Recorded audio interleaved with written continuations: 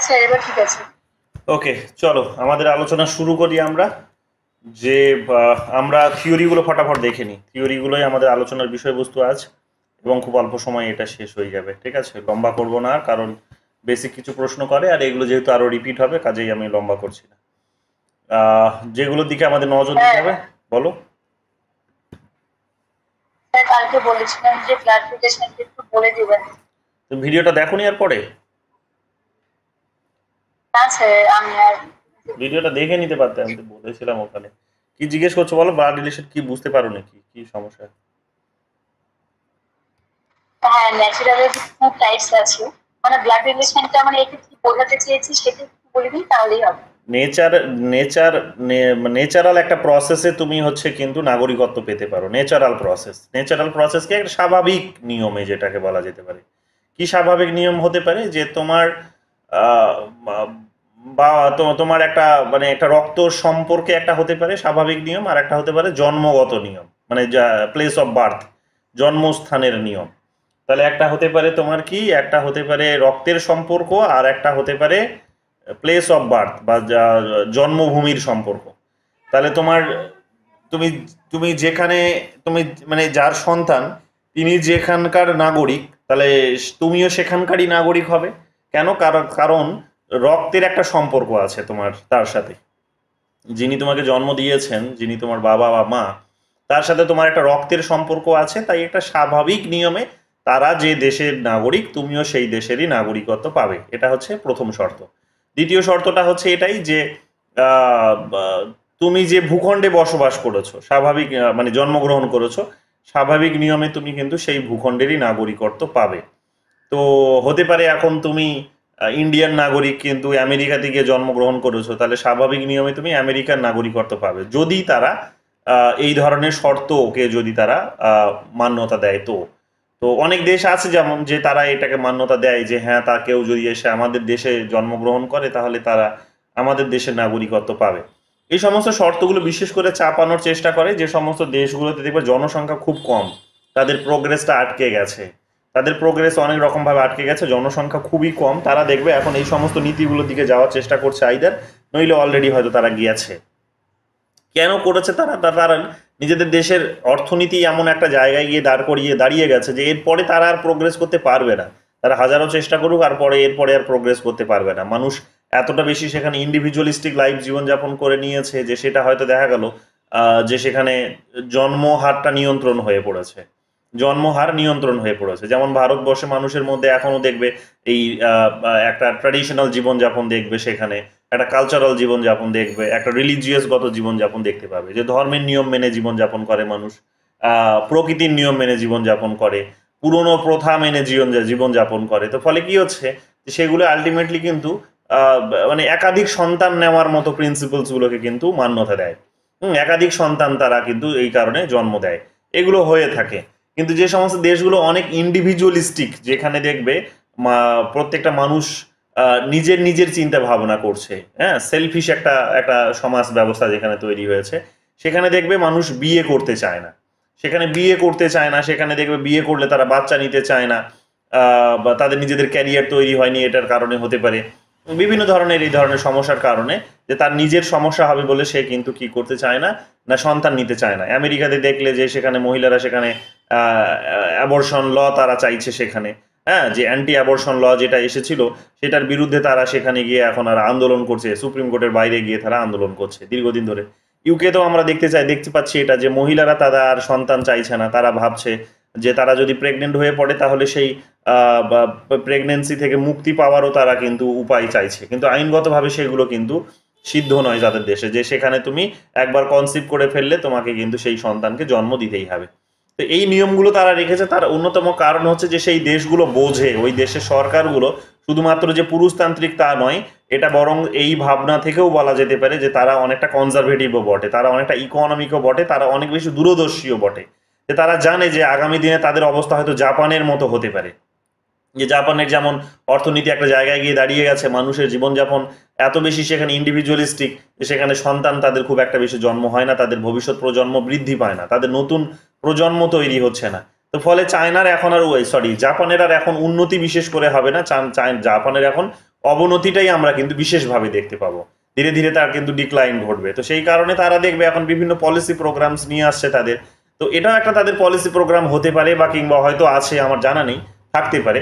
But এটা একটা policy programme হতে পারে যে আগামী দিনের সংখ্যাটা, তাদের জনসংখ্যাকে বৃদ্ধি করার জন্য এই ধরনের ফ্লেক্সিবল কিছু সিটিজেনশিপের পলিসি তারা কিন্তু ইন্ট্রোডিউস করতে পারে, যে বিদেশ থেকে প্রচুর জনসংখ্যাকে তারা স্বাগতম জানাবে। তো এটা যেমন করছে তারা, জাপান যেমন করছে অলরেডি, ভারতীয়দের থেকে তারা যেমন স্বাগত জানাচ্ছে, এগুলো হচ্ছে। তাছাড়াও তারা দেখবে যেমন সরকারিভাবে যেমন ডেটিং অ্যাপ তৈরি করা হয়েছে। আমাদের এখানে ডেটিং এর কথা শুনলেই মানুষ যেমন হচ্ছে মানে মানে কি বলবো, যে মানে পরিবারের লোকজন বলো, সমাজের লোকজন বলো, আর যাই বলো না কেন, যে ডেটিং এর কথা শুনলেই, ডেটিং শব্দটা শুনলেই যেন আকাশ থেকে পড়ে, যে তুই ডেটিং করছিস, তো একটা নেগেটিভ অর্থে ব্যবহার করায়। কিন্তু জাপানের গভর্নমেন্ট দেখবে অফিসিয়ালি তারা একটা ডেটিং অ্যাপ লঞ্চ করেছে, ডেটিং ওয়েবসাইট লঞ্চ করছে, তারা কিন্তু এইগুলোকে প্রমোট করছে। কোন বিষয়গুলোকে প্রমোট করছে এটাই, যে যাতে করে বেশি মানুষ আরো বেশি করে, যাতে তারা নিজেদের মধ্যে একটা কোয়ালিটি টাইম স্পেন্ড করতে পারে, পরিবার পরিকল্পনা করতে পারে, এবং জনসংখ্যাকে তারা যাতে বৃদ্ধি করতে পারে, যেটা তাদের অর্থনীতির জন্য, তাদের নিজেদের রুটটাকে ধরে রাখার জন্য কিন্তু খুবই অপরিহার্য। তো মানুষ এত বেশি ইন্ডিভিজুয়ালিস্টিক হয়ে গেছে যে তারা কারোর সঙ্গে কেউ ডেট করার সময় পাচ্ছে না। সরকারকে উদ্যোগ নিতে হচ্ছে যে মানুষ যাতে, ছেলে মেয়েরা যাতে নিজেদের মধ্যে ডেট করে, তারা যাতে সেখানে বিবাহ বন্ধনে আবদ্ধ হয়। এই ধরনের উদ্যোগগুলো কিন্তু, ইনিশিয়েটিভগুলো কিন্তু গভর্নমেন্টকে নিতে দেখতে পাওয়া যাচ্ছে। তো এগুলোই আর কি, দেখবে কিছু কিছু দেশ আছে যে তারা এই ধরনের পলিসিগুলোকেও অ্যাডপ্ট করছে সিটিজেনশিপের ক্ষেত্রে, যে কেউ যদি আমাদের ভূখণ্ডে এসে জন্মগ্রহণ করে তাহলে সে আমাদের দেশে নাগরিকত্ব পাবে। তো তার নিজের লাভের কারণেই করছে, এটার পেছনে শুধু তার ওই পুরুষতান্ত্রিক মানসিকতা নেই, এটার পেছনে কিন্তু তার একটা দীর্ঘমেয়াদী পরিকল্পনাও আছে। তো এগুলো আমরা দেখতে পাবো যে এই ন্যাচারাল যে প্রসেস সিটিজেনশিপ অ্যাকোয়ার করার, তো সেটা হচ্ছে, সেটাকেই ডিনোটস করছে। বোঝা গেছে? ক্লিয়ার হয়েছে? আচ্ছা, ঠিক আছে। তো এইগুলোই হচ্ছে বিষয়। আরো লম্বা করলে আরো লম্বা হবে, দরকার নেই, এগুলো ছেড়ে দাও।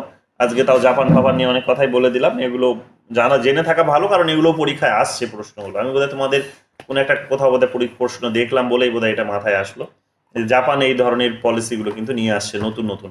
হ্যাঁ, দা হিন্দু পড়লেই দেখতে পাবে, দা হিন্দুতে এগুলো মাঝে মাঝে এগুলো নিয়ে লেখালেখি করা হচ্ছে। তো এগুলো আর কি মাথায় রেখো। এটা হচ্ছে ন্যাচারাল প্রসেস, যে যেখানে জন্মগ্রহণ করেছো সেখানকার নাগরিকত্ব পাবে তুমি। যার সন্তান তিনি যে দেশের নাগরিক, তুমি সেই দেশেরই নাগরিকত্ব পাবে।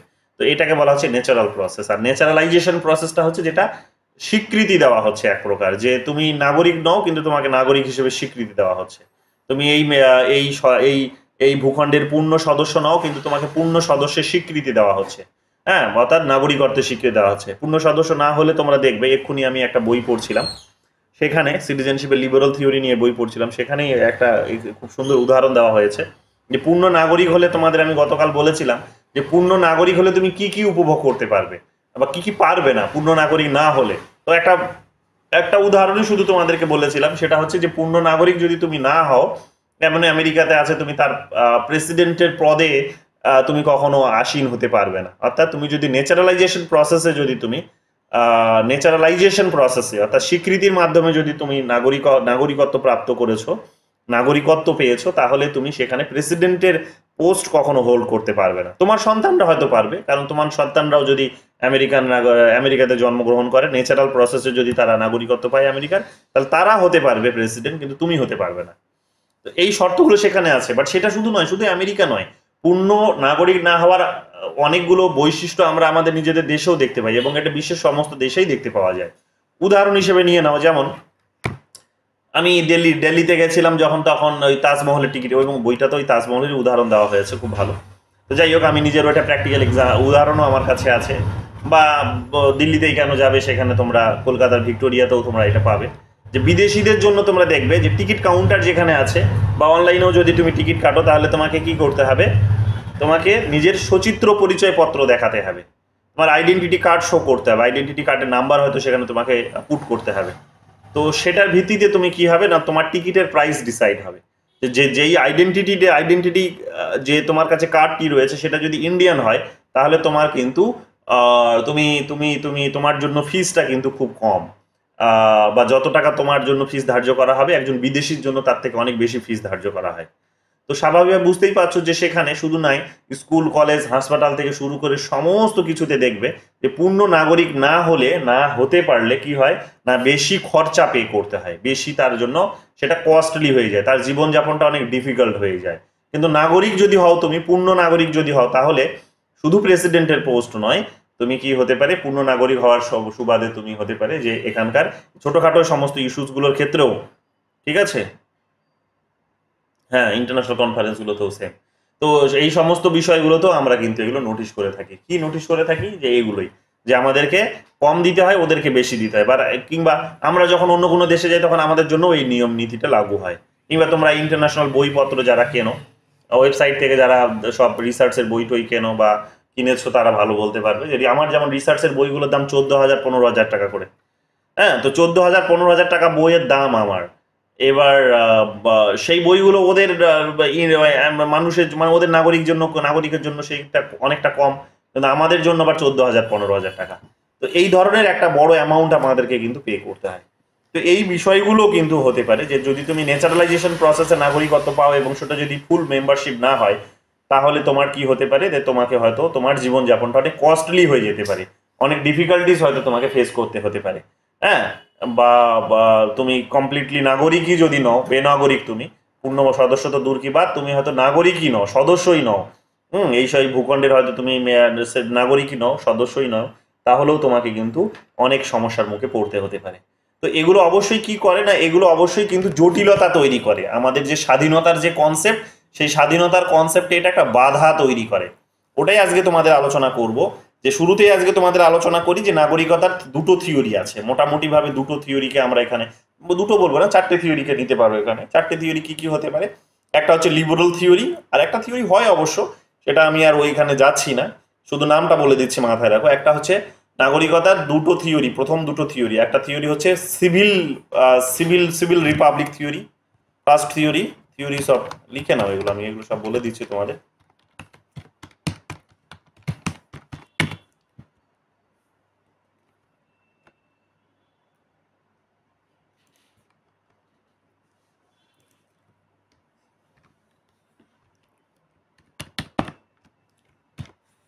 থিওরিজ অফ সিটিজেনশিপে আমরা কি কি দেখতে পাবো? এক মোটামুটি ভাবে দেখতে পাবো। এক নাম্বার থিওরি হচ্ছে এখানে যে civil Republic theory, civil Republic theory, civil Republic theory হতে পারে। দুই নাম্বার থিওরি কি হতে পারে? দুই নাম্বার থিওরি হতে পারে লিবারাল থিওরি। তিন নাম্বার থিওরি কি হতে পারে? তিন নাম্বার থিওরি, যেটাকে লিবারাল থিওরিকে সমালোচনা করে এসেছে, ক্রিটিসাইজ করে যে থিওরিটা এসেছে, সেটা হচ্ছে কমিউনিটারিয়ান থিওরি, ঠিক আছে। আর চার নাম্বার কি হতে পারে? চার নাম্বার হচ্ছে আমাদের কসমোপলিটান কসমোপলিটান থিওরি, আচ্ছা TAN হবে, cosmopolitan theory, cosmopolitan theory, cosmopolitan theory. আর পাঁচ নাম্বার আর একটা থিওরি হতে পারে, কি সেই থিওরি? পাঁচ নাম্বার থিওরিটা হচ্ছে জেন্ডার থিওরি।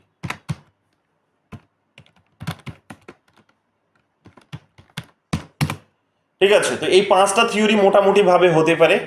এটা পাঁচটা থিওরি আমরা দেখতে পাবো যে এই পাঁচটা থিওরি বেসিক্যালি চর্চা হয়, হ্যাঁ, পলিটিক্যাল সায়েন্সে সিটিজেনশিপের আলোচনায়। তো এগুলো একটু খালি ভালো করে বুঝে নাও। আজকে ছোটখাটো আলোচনা করব, গভীরে যাব না, কারণ দরকার নেই অত গভীরে যাওয়ার। আমাদের ওই স্কলারদের মতো আলোচনা করার প্রয়োজন নেই, বেসিক জিনিসগুলোই শুধু আমরা বুঝবো, কারণ আমাদের বেসিক কোয়েশ্চেন্সগুলো এখান থেকে পরীক্ষায় আসে। তো এখানে এখানে সবার আগে চলে আসো সিভিক রিপাবলিকান থিওরিটার প্রসঙ্গে। সিভিল বা সিভিক এটাকে বলতে পারো, সিভিক রিপাবলিকান।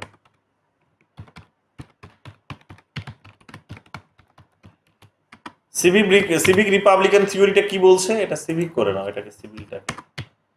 সিভিক রিপাবলিকান থিওরিটা কি বলছে? সিভিক রিপাবলিকান থিওরির আর্গুমেন্টটা হচ্ছে এটাই যে তারা বলার চেষ্টা করে, বেসিক্যালি তাদের আর্গুমেন্ট হচ্ছে এটাই যে এই থিওরিটার উৎপত্তি মোটামুটি ভাবে বলতে পারো যে এই থিওরিটার উৎপত্তি হচ্ছে অ্যারিস্টটলের সময়কাল থেকে। অ্যারিস্টটলের সময়কালে এটার উৎপত্তি হয়েছে। অ্যারিস্টটলের সময় আমরা কি দেখেছি? অ্যারিস্টটলের সময় আমরা দেখেছি যে অ্যারিস্টটল কি বলেছিলেন যে যারা সরাসরি অংশগ্রহণ করবে, যারা সরাসরি পলিটিক্যাল সিস্টেমে অংশগ্রহণ করবে, প্লাস যারা হচ্ছে সরাসরি পলিটিক্যাল সিস্টেমে অংশগ্রহণ করবে, প্লাস হচ্ছে ইন্টার্ন তারা হচ্ছে মানে যারা শাসন করবে প্লাস ইন্টার্ন শাসিতও হবে। অর্থাৎ যারা শাসন করবে প্লাস শাসিত হবে একই সঙ্গে আর কি সবাই, অর্থাৎ direct পার্টিসিপেশনস in the political system বলতে পারো, যে যারা এটা হবে সেখান থেকে এই আইডিয়াটা উঠে আসছে। অর্থাৎ পলিটিক্যাল পার্টিসিপেশনে যারা অংশগ্রহণ করবে তাদেরকেই এখানে সরাসরি অংশগ্রহণ যে পলিটিক্যাল সিস্টেমে আর কি, তো তাদেরকেই এখানে কি বলা হচ্ছে, তাদেরকে এই সিভিল রিপাবলিকানের নাগরিক হিসেবে কনসিডার করা হচ্ছে। তাহলে এই আইডিয়াটির সঙ্গে ডিরেক্ট পার্টিসিপেশনের আইডিয়াটি জড়িত আছে। Direct participation in the political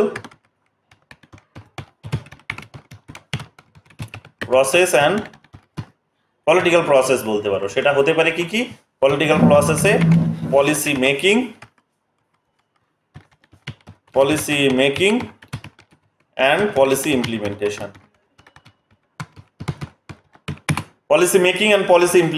এটা হতে পারে, ঠিক আছে, পলিসি মেকিং আর পলিটি ইমপ্লিমেন্টেশন হতে পারে। অর্থাৎ আমরা সেই সময় কি দেখেছিলাম, আমরা অ্যারিস্টটলের যদি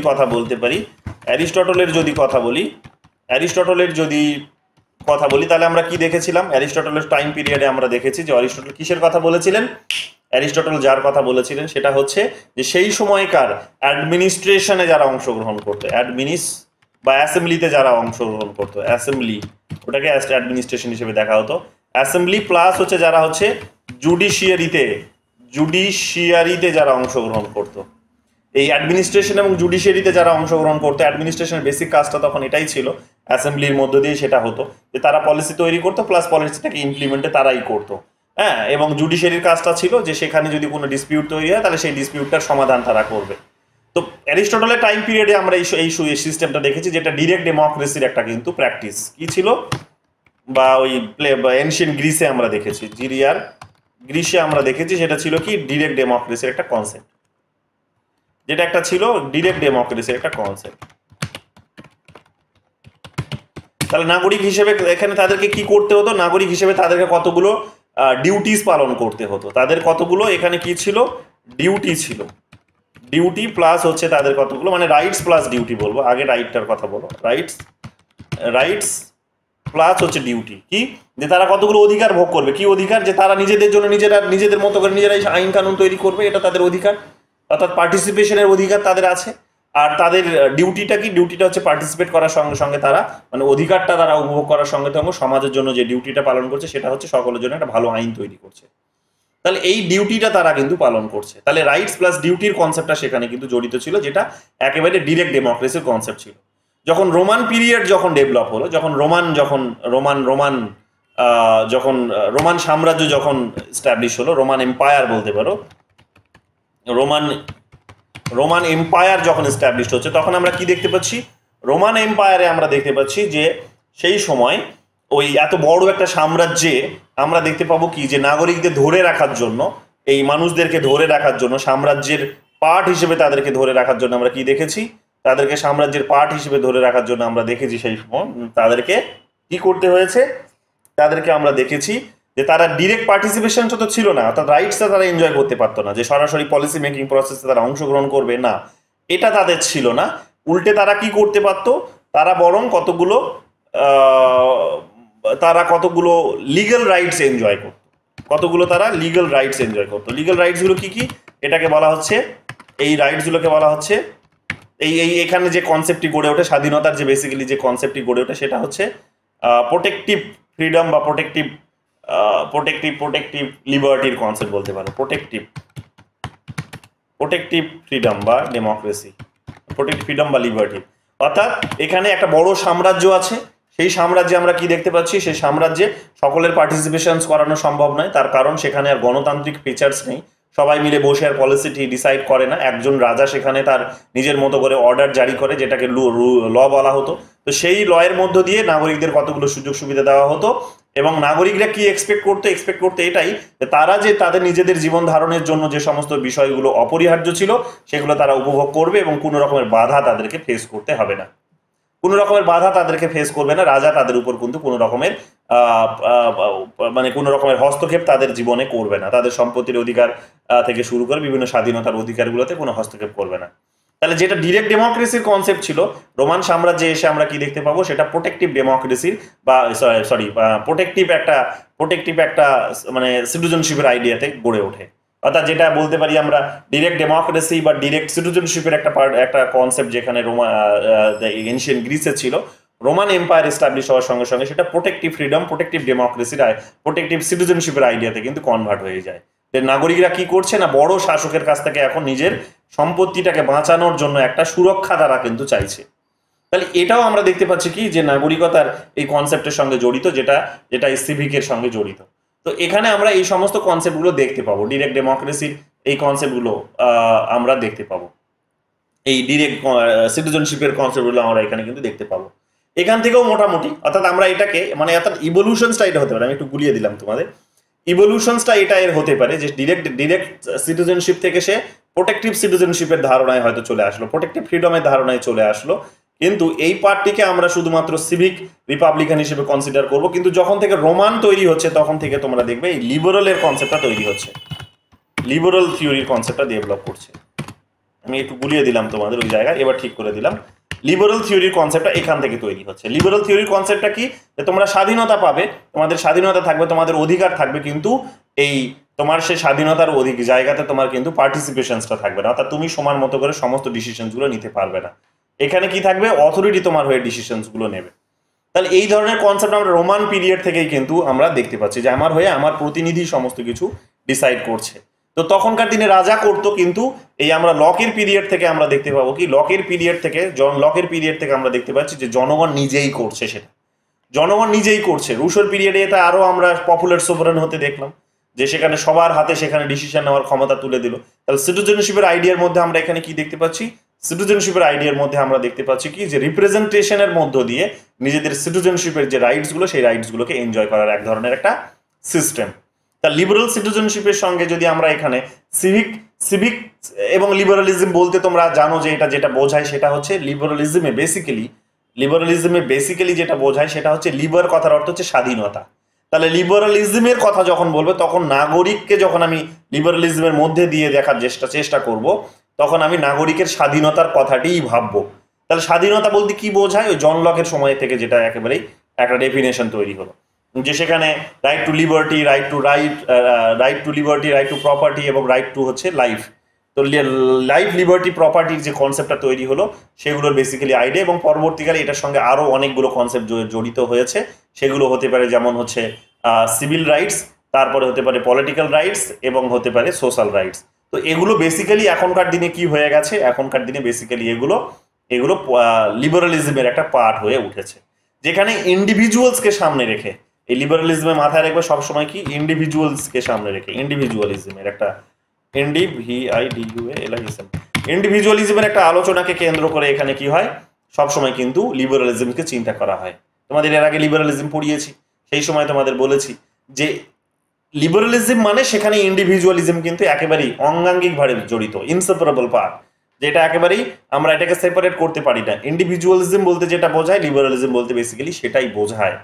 কেন, তার কারণ লিবারালিজম ব্যক্তির উপর ফোকাস করে, ব্যক্তির স্বাধীনতার কথা বলে। তাহলে যখন নাগরিকতার কথা বলবে তারা, তখন ব্যক্তিরই নাগরিকতার তারা কথা বলবে, ব্যক্তিরই তারা সিটিজেনশিপের তারা কথা বলবে।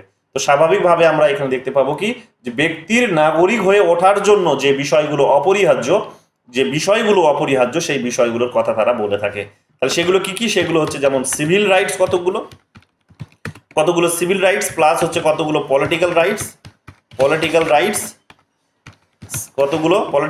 এবং কতগুলো এখানে আমরা দেখতে পাবো কি, কতগুলো এখানে সোশ্যাল রাইটস। তো এই সমস্ত কনসেপ্টগুলোকে আমরা কিন্তু এখানে যুক্ত হতে এখানে দেখতে পারবো। এই সিটিজেনশিপ নিয়ে আলোচনা তোমরা 1950 সালের আগে বিশেষ করে এগুলো বিশেষভাবে পাবে না, কিন্তু সেকেন্ড ওয়ার্ল্ড ওয়ারের পর থেকে বিশেষ করে তোমরা দেখবে এই যে সিটিজেনশিপের আলোচনা কিন্তু চর্চা জায়গায় চলে এসেছে। কেন চর্চা জায়গায় চলে এসেছে, তার অন্যতম কারণ হচ্ছে এখানে টি.এইচ. মার্শালের একটা বিখ্যাত বই বেরিয়েছিল, বইটার নাম বোধহয় তোমাদের এর আগের দিনও আমি বলেছি, আজকে আবার বলে দিচ্ছি। টি.এইচ. মার্শালের একটা বিখ্যাত বই বেরিয়েছিল, সেই বইটার নাম হচ্ছে সিটিজেনশিপ অ্যান্ড সোশ্যাল ক্লাস 1949 বলেছিলাম বোধ হয় না গতকাল, এখানে বইটাতে 1950 আছে, এক এক বই এক এক রকম আছে, কি বলবো? হ্যাঁ 1949 বলেছিলাম, 1950 করে দাও এটাকে, 1950 করে দাও, ঠিক আছে। সিটিজেনশিপ অ্যান্ড সোশ্যাল ক্লাস বইটার নাম বলেছিলাম। তাহলে সিটিজেনশিপ অ্যান্ড সোশ্যাল ক্লাসের যখন থেকে আলোচনা, ঠিক আছে, টি.এইচ. মার্শালের নামটা এখানে ভালো করে মনে রাখো। টি.এইচ. মার্শালের যখন থেকে এই বইটি আসলো 1950-তে, ঠিক আছে, কি বইটার নাম?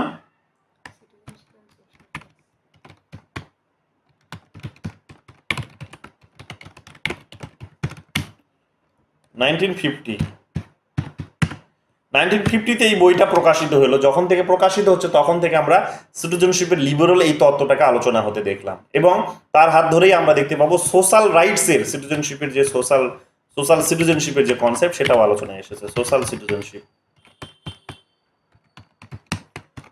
সিটিজেনশিপের আলোচনাটাও তার হাত ধরেই এসেছে। অর্থাৎ আলোচনা, নাগরিকতার আলোচনাটা হতো না সরাসরি, আলোচনা হতো হয়তো সেখানে ডেমোক্রেসি নিয়ে, জাস্টিস নিয়ে আলোচনা হয়েছে অনেক বেশি, কিন্তু আমরা এই সিটিজেনশিপের আলোচনাটা বিশেষ করে দেখতে পাবো টি.এইচ. মার্শালের এই বইটা প্রকাশিত হওয়ার পর থেকে, এবং তিনি সেখানে বিশেষভাবে জোর দিয়েছিলেন নতুন একটা পার্টকে, সিটিজেনশিপের নতুন কতগুলো রাইটসকে, সেই রাইটসগুলো হচ্ছে সোশ্যাল রাইটস। কি সেই রাইটসগুলো? সোশ্যাল সিটিজেনশিপ বলতে এখানে সোশ্যাল রাইটসগুলোরই কথা বলা হচ্ছে, সোশ্যাল রাইটসগুলোরই এক প্রকার কথা বলা হচ্ছে। সোশ্যাল রাইটসগুলো কি কি? সোশ্যাল রাইটসগুলো হচ্ছে সেখানে কতগুলো welfare related policies, welfare related কতগুলো হচ্ছে বলতে পারো রাইটস, ওয়েলফেয়ার রিলেটেড কতগুলো রাইটস, সেগুলো কি কি হতে পারে? সেগুলো যেমন হতে পারে, যেমন এডুকেশন, রাইট টু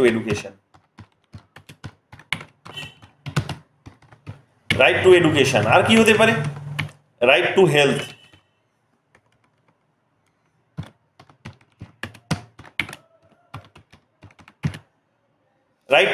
এবং আরো অন্যান্য বিভিন্ন বিষয় হতে পারে, যেগুলো একেবারে কি হচ্ছে, যেগুলো একেবারেই আমরা দেখতে পাবো যে সামাজিক প্রাণী হওয়ার সুবাদে মানুষকে এগুলো উপভোগ না করতে পারলে সে তার নিজের প্রোগ্রেস ঘটাতে পারবে না, সে পূর্ণ সদস্য হিসেবে সে উঠে আসতে পারবে না, সেই সমস্ত বিষয়গুলোকে কনসিডার করছে। অর্থাৎ সিটিজেনশিপ বলতে কি বোঝায়? তাহলে পূর্ণ সদস্যতা বোঝায়, একটা ভূখণ্ডের বা একটা রাষ্ট্রের মধ্যে পূর্ণ সদস্যতাকে বোঝায়।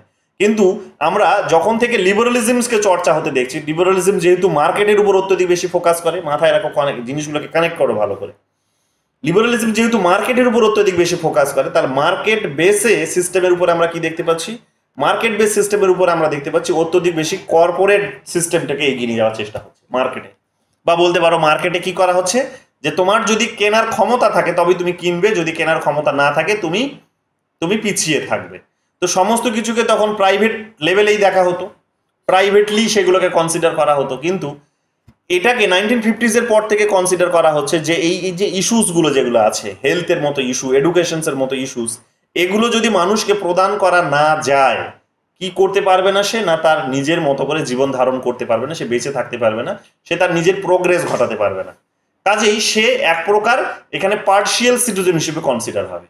কিন্তু নাগরিকতার কনসেপ্ট তো তা বলে না, নাগরিকতার কনসেপ্টই হচ্ছে ফুল সিটিজেনশিপের কনসেপ্ট।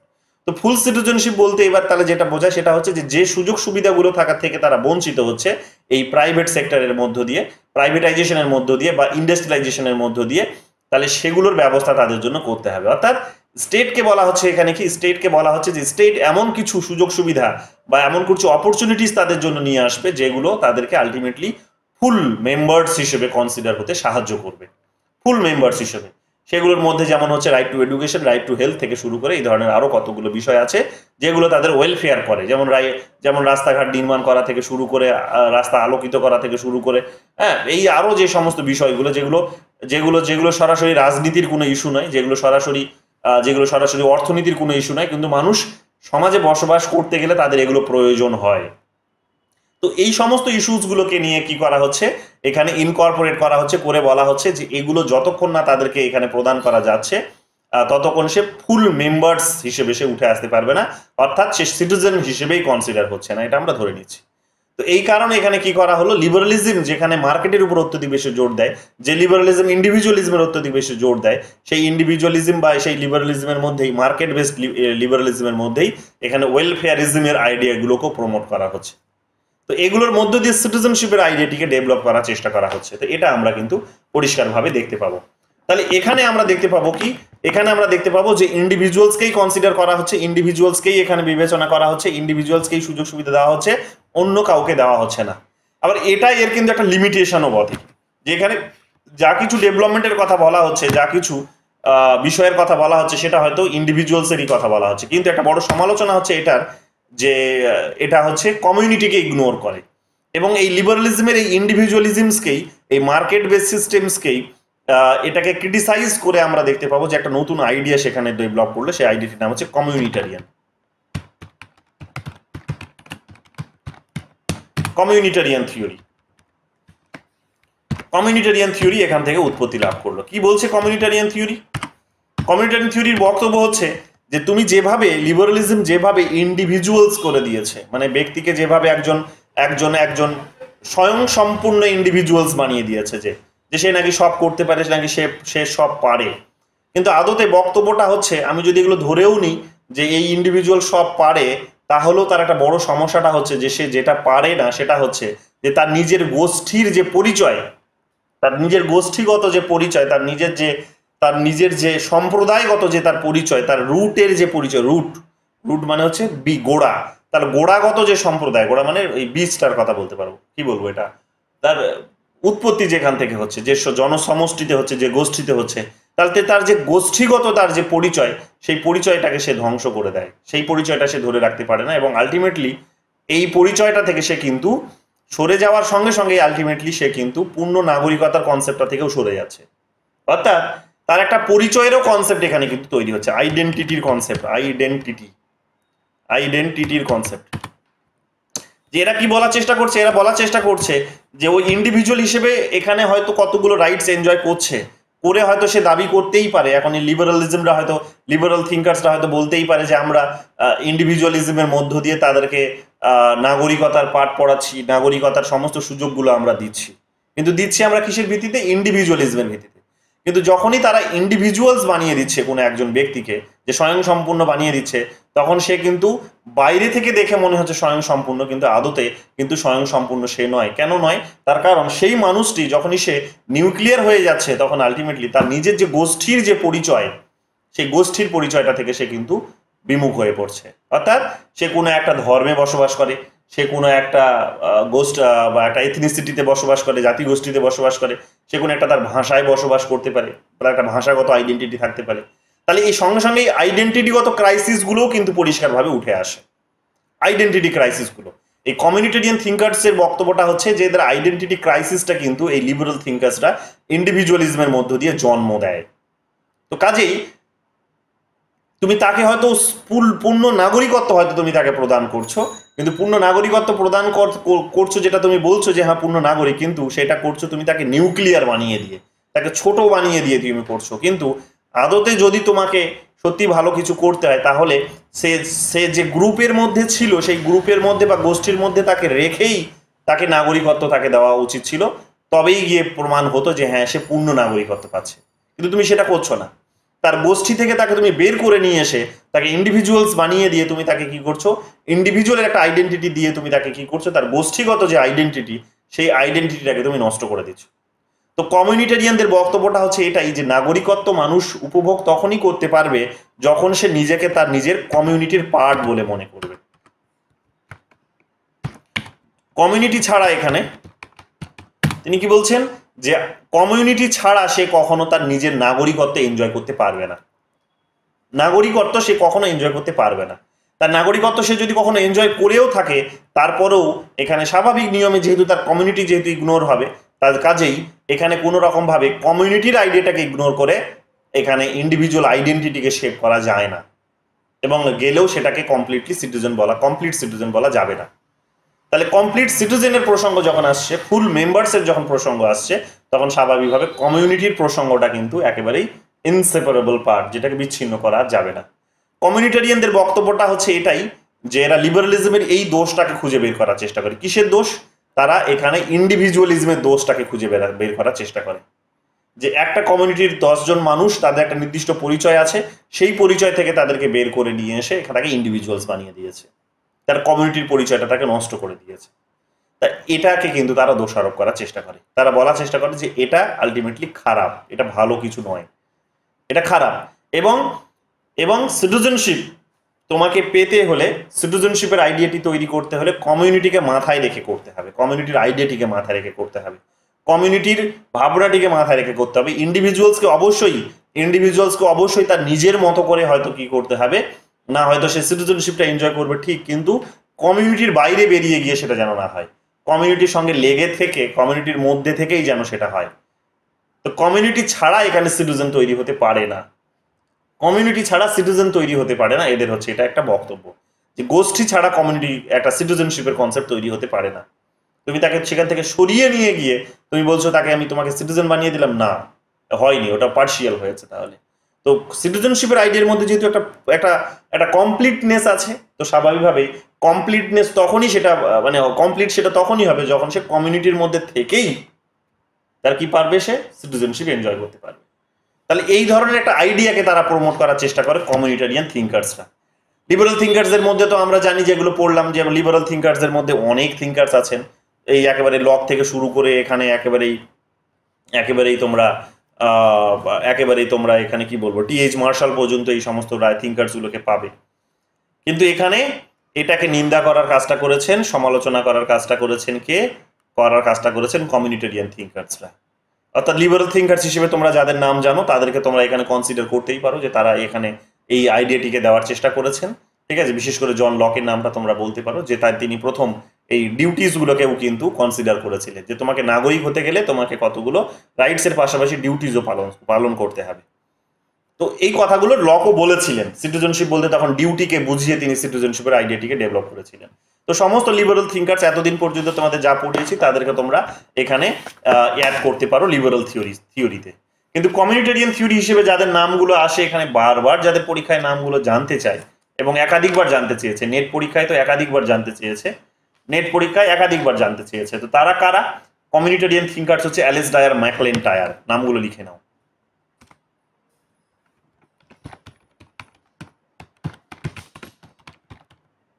বারবার পরীক্ষা জানতে চেয়েছে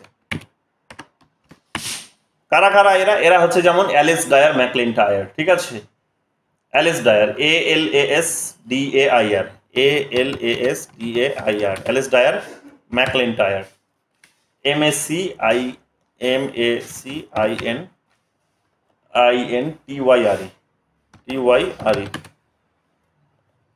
ঠিক আছে। ম্যাকলেন এল এটা নাকি ম্যাকলেন্টায়ার, মানেটা কোথায় গেল, কিছুটা ভুল হচ্ছে বানানে, এটা হবে ম্যাকলেন্টায়ার, এটা হবে, ঠিক আছে। Alasdair, ম্যাকলেন্টায়ার। সেকেন্ড নাম যিনি হবেন তিনি হচ্ছেন মাইকেল স্যান্ডেল।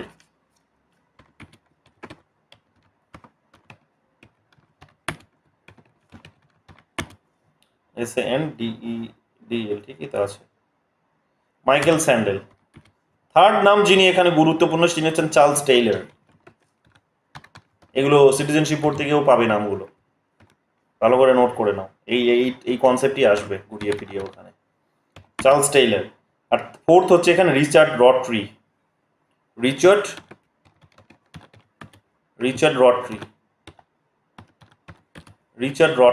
ঠিক আছে। RORTY, রট্রি,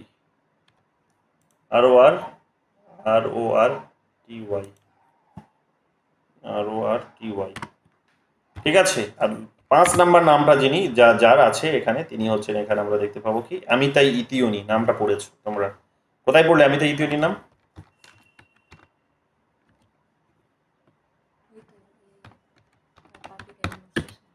পাবলিক অ্যাডমিনিস্ট্রেশনে আমি আমিতাই ইতিওনি নাম পড়িয়েছিলাম। কোন থিওরি দিয়েছেন?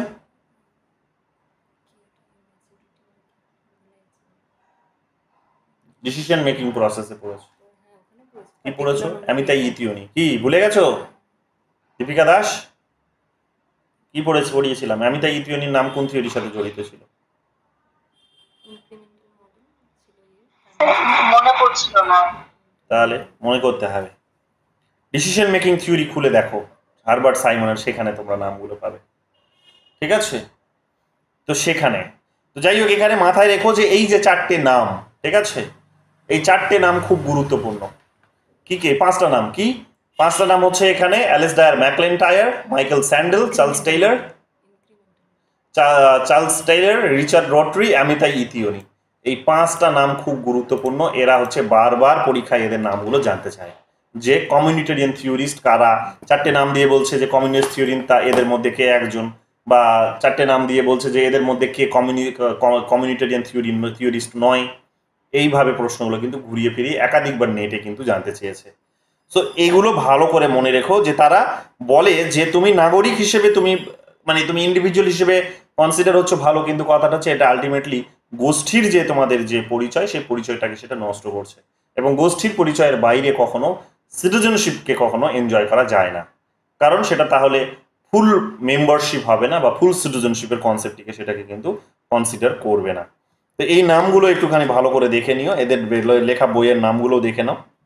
এখানে শুধু আমি তোমাদের অ্যামিতাই ইথিওনির লেখা বইটার নাম শুধু বলে দিচ্ছি। অ্যামিতাই ইথিওনির লেখা বইটার নাম এখানে এটাই আছে, বাকিগুলো পরে তোমাদের বলবো। ও সেখানে দেখে নিও। এনার বইটার নাম হচ্ছে citizenship in a communitarian perspective. Incremental model দিয়েছিলেন। সিটিজেনশিপ মনে পড়ছে? In a communitarian perspective. এই বইটি তিনি কিন্তু লিখেছিলেন, এই বইটি আমাদেরকে তিনি দিয়েছিলেন, বিখ্যাত একটি নাম। ঠিক আছে, তো এখানে আমরা দেখতে পাবো কি তারা এখানে বেসিক আর্গুমেন্টটা হচ্ছে এটাই, তারা যে ওই যে সোসাইটিতে তারা বসবাস করছে, যে সোসাইটিতে তারা বসবাস করছে, যে নাগরিকরা যে সোসাইটিতে বসবাস করছে, সেই সোসাইটির সঙ্গে এখানে কিন্তু তাদের একটা নিবিড় সম্পর্ক থাকবে নাগরিকতার। যদি নাগরিকতার সেই নিবিড় সম্পর্কটা যদি না থাকে, তাকে যদি তুমি এখান থেকে রুটলেস করে দিয়েছো, তার যে রুট, তার যে পরিচয়, তার গোষ্ঠীগত যে পরিচয়, সেই পরিচয় থেকে যে তাকে সরিয়ে নিয়ে গিয়ে যদি অন্যরকম ভাবে তুমি নাগরিকতা দেওয়ার চেষ্টা করছো ইন্ডিভিজুয়াল হিসেবে, তাহলে সেটা একটা ইনকমপ্লিট নাগরিক হতে পারে, সেটা কমপ্লিট নাগরিকতার কনসেপ্ট কি সেটা ডিনোট করবে না। তো এদের বা বক্তব্য হচ্ছে এটাই, যে এরা বলার চেষ্টা করে এই কারণে কি, যে সোশ্যালি এমবেডেড সিটিজেনশিপের কনসেপ্ট এরা দিয়েছে। কি দিয়েছে? Socially embedded citizenship, socially embedded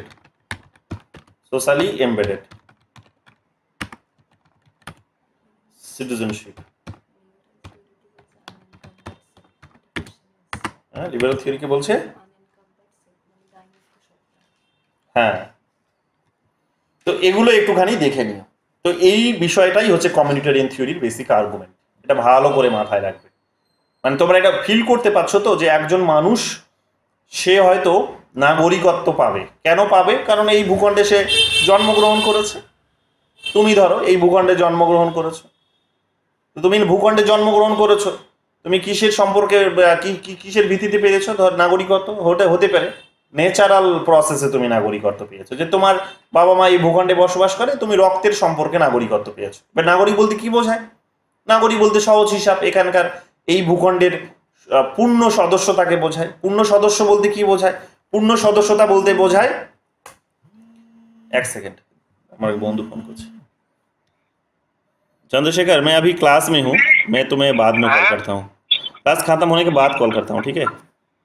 okay.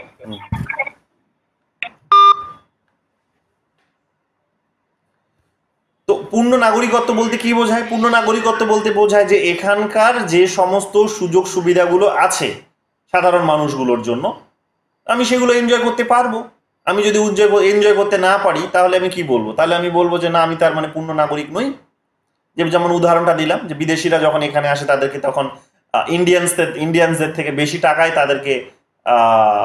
তাদেরকে এখানে হয়তো তাজমহলের টিকিট কিনতে হয়, নইলে হয়তো তাকে সে বিভিন্ন ধরনের জায়গায় গিয়ে তাদেরকে বেশি খরচা করতে হয়, বেশি পে করতে হয়। কেন? তার কারণ তারা এখানকার নাগরিক নয়।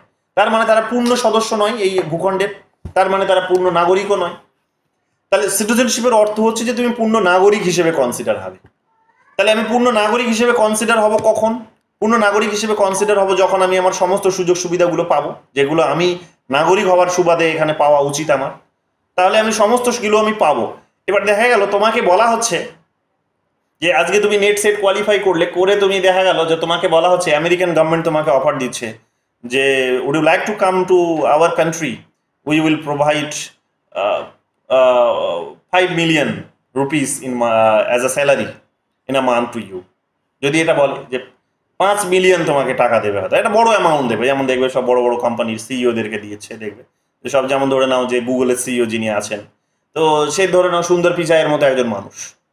তো সুন্দর পিচাইয়ের মতো একজন মানুষকে তখন এখান থেকে কি করছে, অফার দিল যে you come to the US, we will provide you handsome salary. তো সেই লোভে পড়ে তিনি সেখানে চলে গেলেন। তাহলে সেই লোভে পড়ে তিনি সেখানে চলে গেলেন, ভালো। ওখানে গিয়ে তিনি কি করছেন না, দেখছেন যে ওখানকার নাগরিকরা যে ধরনের সুযোগ সুবিধাগুলো এনজয় করছেন তিনি সেটা উপভোগ করতে পারছেন না। তিনি সেটা উপভোগ করতে পারছেন না। কি উপভোগ করতে পারছেন না তিনি? না সবকিছুই হয়তো পাচ্ছেন, সেখানে ভোটে দাঁড়াতে পারবেন, ভোট দিতে পারবেন, সমস্ত কিছুই তিনি করতে পারবেন। খাবার দাবারও হয়তো সেখানে টাকা ইকুয়াল টাকা পে করতে হয়, যে ওখানকার নাগরিক যত টাকা পে করে খাবার কেনার জন্য তাকেও হয়তো তত টাকাই দিতে হয়, তার থেকে বেশি নেওয়া হয় না। তিনিও ওখানকার হয়তো বিভিন্ন যে সমস্ত ট্যুরিস্ট স্পটসগুলো আছে সেখানে যাওয়ার জন্য, হয়তো সেখানে একটা ভিজিট করার জন্য তাকে হয়তো সেম খরচাই দিতে হয় আমেরিকানদের মতো, ভালো, সেটাও হয়। কিন্তু তারপরেও কিন্তু সে পূর্ণ নাগরিক সেখানকার নয়। কেন নয় পূর্ণ নাগরিক? তার কারণ তার কাছে তার কোন পরিচয়টা নেই, তার কাছে তার ইন্ডিয়ান হওয়ার পরিচয়টা নেই। তার অনেক সময় দেখা যায় কি যে সে ইন্ডিয়ানস হওয়ার জন্য তার গোষ্ঠীগত যে সংস্কৃতিগুলো সে পালন করতে পারে না, হয় এর অনেক সময়। সেটা সবসময় যে সরকার করে তা নয়, ওখানকার নাগরিক সমাজও করতে পারে, সিভিল সোসাইটি ওই অন্যায়গুলো তাদের উপর করতে পারে। যে দেখছো না সেখানকার ইন্ডিয়ানসদের উপরে, সেখানে দেখবে হিন্দু ইন্ডিয়ানস যারা আছে তাদের উপর দেখবে সেখানে তাদের উপর দেখবে আক্রমণ হচ্ছে আমেরিকাতে। মুসলিমস যারা আছে দেখবে তাদের উপর আক্রমণ হচ্ছে আমেরিকাতে, হচ্ছে ইউরোপে হচ্ছে। হিন্দুদের উপর তো পৃথিবীর সমস্ত জায়গাতেই হচ্ছে, যে ইন্ডিয়ানসদেরকে সেখানে ও হিন্দু চলো ডমিনেটিং, ও নরেন্দ্র মোদীর দেশ থেকে এসেছে, চলো নরেন্দ্র মোদী তো বড় বড় বাতেলা দেয়, চলো একে একটু ধরে সাহায্য করে দেয়। তো এই যে তুমি ইন্ডিয়ানস হওয়ার সুবাদে তোমাকে যে পানিশমেন্টটি ফেস করতে হলো, এটা হলো তার কারণ তোমার আইডেন্টিটিটা কিন্তু তোমার একটা কমিউনিটিগত একটা বা রেসগত একটা আইডেন্টিটির ফলে তোমাকে এটা করতে হয়েছে, এটা ফেস করতে হলো। যেহেতু এই ধরনের একটা প্রবলেম তোমাকে ফেস করতে হলো, that mean you are not a full member of that country. যদি তোমার এই অধিকারটা সেখানে স্বীকৃতি থাকতো যে হ্যাঁ ইন্ডিয়ানসরাও এখানে আসবে, ইন্ডিয়ানসরাও এখানে এসে কি করবে না আমাদের আমেরিকানসদের মতো বা ইউরোপিয়ানসদের বিভিন্ন দেশে আর কি, তো তারা আমাদের মতো সেম সমস্ত কিছু উপভোগ করবে এবং কোনো ধরনের বাধা প্রতিবন্ধকতা তাদের থাকবে না, না স্টেটের তরফ থেকে করা হবে, না কোনো হচ্ছে এখানে যেটাকে বলা হয় মবক্রেসি, জনগণতন্ত্র যেটাকে বলা হচ্ছে, জনগণ তোমার উপর অ্যাটাক করবে, কেউ করবে না, তুমি সাধারণ একজন নাগরিক। কিন্তু সেটা তো আমরা দেখি না, আমরা কি দেখি না, তার উপর অ্যাটাক হয়, ইন্ডিয়ানসদের উপর অ্যাটাক হয়। তার মানে শর্ত হয়ে গেল, এটাই দাঁড়ালো, মানে তোমার নাগরিকত্বের স্টেটাস এটাই দাঁড়ালো যে you are not a full member of that country, you are enjoying a partial membership or citizenship of that country. এটা কিন্তু ডিনোটস করছে। তো এদের বক্তব্যটা হচ্ছে এটাই, এরাও দেখবে ওই লিবারালদের মধ্যে থেকেই এরাও কিন্তু কমিউনিটারিয়ানিজমের কথা বলছে ঠিকই, কিন্তু এরা যে লিবারালিজমের থেকে বিচ্ছিন্ন তা কিন্তু নয়, লিবারালিজমটাকেই তারা সংশোধনই করার কথা বলছে, বেসিক্যালি লিবারালিজমকে সংশোধন করার কথা বলছে। এবং লিবারালিজমের মধ্যে তোমরা জানো যে লিবারালিজম যত বেশি অগ্রসর হয়েছে তত বেশি ও আরো ছোটখাটো যে সমস্ত এলিমেন্টসগুলো ছিল, যে থিওরিজগুলো ছিল, সেই থিওরিজের বেসিক আর্গুমেন্টগুলোকে সে কিন্তু গিলে ফেলেছে। ঠিক এইরকম ভাবে এটাও আমরা দেখতে পাবো, যেমন সোশ্যালিজমের অনেক প্রিন্সিপাল সে গিলে ফেলেছে, কাজে তুমি লিবারালিজমের মধ্যে সোশ্যালিজমেরও অনেক ফিচার্স আজকাল খুঁজে পাবে, কাজে তুমি কনফিউজ হয়ে যাবে যে এটাকে আমি লিবারালিজম বলতে পারি, কিন্তু হ্যাঁ এটা লিবারালিজম। সে সময়ের সঙ্গে সঙ্গে নিজেকে এইরকম ভাবে সমৃদ্ধ করেছে জনগণের সুবিধার্থেই। অর্থাৎ যারা বঞ্চিত শ্রেণী তাদের সুযোগ সুবিধাগুলো এখানে কিন্তু তারা কিন্তু স্বীকৃতি দিতে এক প্রকার বাধ্য হয়েছে। ঠিক একই রকম ভাবে আমরা দেখতে পাবো যে লিবারালিজমের মধ্যে থেকে এই ধরনের একটা গোষ্ঠী বেরিয়ে আসে, তারা বলছে যে liberalism it's okay fine, individualism okay fine, no issue at all, but without community rights, without community based identity, individual cannot become citizen, a full citizen cannot become a full citizen. তাহলে এই কথাটি তারা কিন্তু বলার চেষ্টা করছে। তাহলে এইটাই আমরা দেখতে পাবো কি কমিউনিটারিয়ানদের একটা থিওরি, যেটা হচ্ছে সিটিজেনশিপের আইডিয়াটিকে ডিনোটস করে। সিটিজেনশিপের আইডিয়াটিকে এরা কিন্তু এইভাবে ডিফাইন করার চেষ্টা করে। এতটা ক্লিয়ার হয়েছে? কোনো কনফিউশন ইপসিতা? কোনো কনফিউশন এতটা? আমার একটু লাগছিল ওই লিবারেল থিওরি আর কমিউনিটিয়ান থিওরির মধ্যে একটুখানি কনফিউশন ছিল আমার, এটা এখন ঠিক আছে। আর শিরোশী?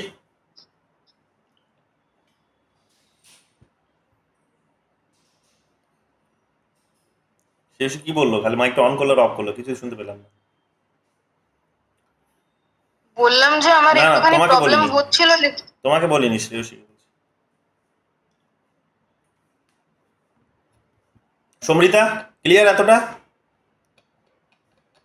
হ্যাঁ স্যার ঠিকই আছে। বলছিলাম যে আপনি বললেন স্যার এইটা কমিউনিটেরিয়ানিজম আর সোশ্যালিজমের মতন মানে কিছুটা মিল আছে, কিন্তু স্যার পরীক্ষাতে আসলে মানে তখন বুঝবো কি করে যে এটা লিবারাল থিওরি না সোশ্যালিজম বলছে, না, মানে সরি কমিউনিজম বলছে? এটা কমিউনিজম নয়, এটা এটা ওই কমিউনিজম পড়াচ্ছি না, কমিউনিটেরিয়ানিজম। কমিউনিটারিয়ানিজম। এটা তোমাকে পরীক্ষায় ওই রকম ভাবে দেবে না, আলাদাভাবেই দেবে, এটা নিয়ে চাপ নেই। এখনো পর্যন্ত যত প্রশ্ন দেখা গেছে পরীক্ষায় সব আলাদাভাবেই দিয়েছে, এবং এটা একই নয়, এটা আলাদা হিসেবেই কনসিডার হয়। ঠিক আছে, এটা নিয়ে চাপ নেই। তুমি ধরতে পারবে যে কমিউনিটির কথা কারা বলছে আর সারা ইন্ডিভিজুয়ালিজমের কথা কারা বলছে, কমপ্লিটলি সেটা বুঝতে পারবে, তুমি ধরতে পারবে, এটা নিয়ে কোনো অসুবিধা নেই। ঠিক আছে নাজমুন নেশা, এতটা ক্লিয়ার? হ্যাঁ হ্যাঁ দাদা বলে। দীপিকা দাস? দীপিকা দাস? হ্যাঁ স্যার ঠিক আছে। শ্রেয়া এতটা ঠিক আছে? হ্যাঁ স্যার বুঝতে পেরেছি। আর কে আছো? নয়নিকা? হ্যাঁ স্যার বুঝতে। পায়েল? হ্যাঁ স্যার বুঝতে পেরেছি। রোহিণী? স্যার বুঝতে পেরেছি, কিন্তু তিনটার পর থেকে আমার নেটওয়ার্কটা খুব ডিস্টার্ব করছিল। আর একটা জিনিস জানা ছিল যে ওই যেখানটা আপনি মানে কমিউনিটারিয়ান থিওরিটা স্টার্ট করছিলেন না মানে বলাটা, তো ওখানে আপনি যে ক্রিটিকের ধারণাটা চলে আসলো, যেখানে লিবারেল থিওরিকে ক্রিটিক করে কমিউনিটারিয়ান থিওরিটা আসছে, বেসিক্যালি হবে কি এটাই যে ওখানে ইন্ডিভিজুয়ালকে গুরুত্ব দেওয়া হয়েছে আর এখানে শুধুমাত্র কমিউনিটি মানে কমিউনিটি ধারণাকে আনা হয়নি, সেই জায়গাটায় ক্রিটিক করা হচ্ছে। হ্যাঁ, ওরা তো লিবারালিজম মানে ইন্ডিভিজুয়ালিজমের কথা বলে, তারা লিবার্টির কথা বলে। কার লিবার্টি? না, ব্যক্তির লিবার্টি, ব্যক্তির স্বাধীনতার কথা বলছে তারা। তাহলে ব্যক্তির স্বাধীনতার যেহেতু কথা বলছে, তারা ব্যক্তিকেই কেবলমাত্র ব্যক্তির যে ফিচার্স, সেই ফিচার্সকে মাথায় রেখেই তারা নাগরিকত্ব তাদেরকে প্রদান করতে চায়। তারা ফুল মেম্বারশিপ তাদের দেবে তাদের মতো করে শর্তে।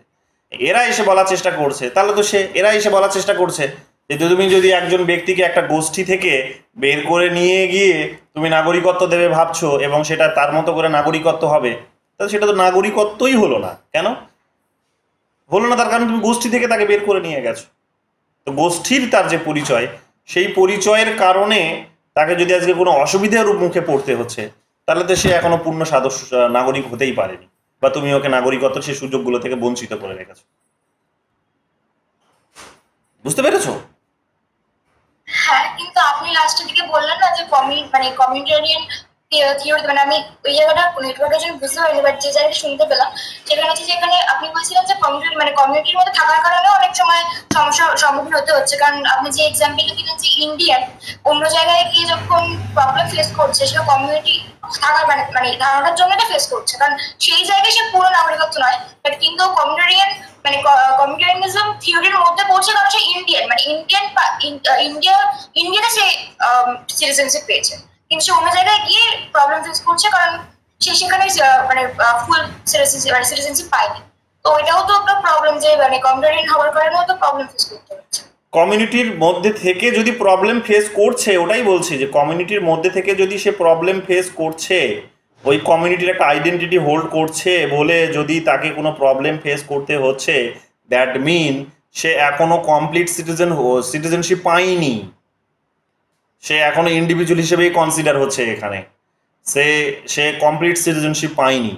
তো ইন্ডিভিজুয়ালিজম এইরকম কমপ্লিট সিটিজেনশিপ থেকে মানুষকে বঞ্চিত করে, এদের বক্তব্য হচ্ছে তাই, যে ইন্ডিভিজুয়ালস তুমি ওকে বানিয়ে দিয়েছো, তখন কোনো অসুবিধে নেই। অর্থাৎ যখন তুমি রাস্তা দিয়ে হেঁটে যাচ্ছ, যখন তোমাকে জিজ্ঞেস করা হলো হোয়াট ইজ ইয়োর নেম, তোমাকে যখন কেউ কোয়েশ্চেন্স করছে, আমেরিকান কোন একজন citizen, what is your name, তুমি বলছো যে মাই নেম ইজ অমুক, হতেই পারে সেটা হয়তো বুঝতে পারবে না যে এই এক্স্যাক্ট এই নামের মানুষরা কোন দেশের হতে পারে, হয়তো ও ভাবতেই পারে যে এই দেশের নামের মানুষরা তো আমার দেশেও থাকতে পারে, হতেই পারে সিমিলারিটিস থাকতে পারে।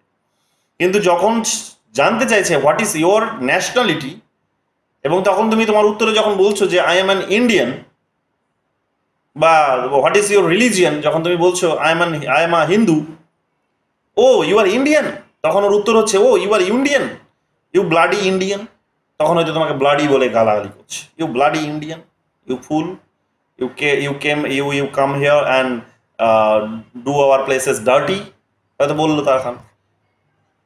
You open shops everywhere, on the street, on the road, you open shops everywhere, your food is very cheap, হয়তো তোমাকে এইভাবে গালিগালাজ করছে। অর্থাৎ তোমার এই খাদ্যগুলোকে গালিগালাজ করছে না, তোমার ওই পরিচয়টাকে গালিগালাজ করছে সে, তোমার তখন ওই জাতিটাকে গালিগালাজ করছে, তোমার গোষ্ঠীটাকে গালিগালাজ করছে। যখন গালিগালাজ করছে এবং তখন এটা পরিষ্কার প্রমাণ হয়ে যাচ্ছে এটা, যে তার মানে তোমাকে যদি গালিগালাজের সম্মুখীন হতে হচ্ছে যখন, তার মানে তুমি এখনো ফুল সিটিজেনশিপ সেখানকার পাওনি।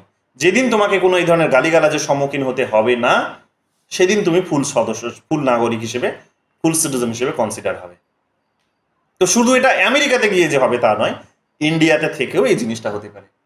আমাদের নর্থ ইস্টের অনেক মানুষরে আমরা চাইনিজ বলে ডাকি না, যে চাইনিজদের মতো দেখতে, দেখো চাইনিজ যাচ্ছে। করোনার পিরিয়ডে দেখবে অনেক নর্থ ইস্টের যে যেমন যাদবপুরের ছেলেমেয়েরা পড়ে যারা, বা আরও আশেপাশে যারা থাকে, তারা দেখবে এখানে পাড়ার দোকানে জিনিস কিনতে বেরোতে পারতো না ভয়ে। কেন? দেখেছি আমি এগুলো বাজারে, এইখানে বাজারে যাদবপুরে যেতে যেতে বাজারে দেখছি যে তারা যথারীতি সেখানে কান্নাকাটি করছে, মেয়েরা যথারীতি তারা সেখানে ঝগড়া করছে দোকানদারের সাথে। কোনো দোকান থেকে তো ভয়ে পালিয়ে যাচ্ছে, মুখে মাস্ক লাগিয়ে যাচ্ছে, ওড়না লাগিয়ে যাচ্ছে যাতে তাদের চিনতে না পারে। কেন না? তাদের এইরকম ভাবে গালিগালাজ করা হচ্ছে যে you Chinese, why did you came here, why did you come here, you brought corona from your country.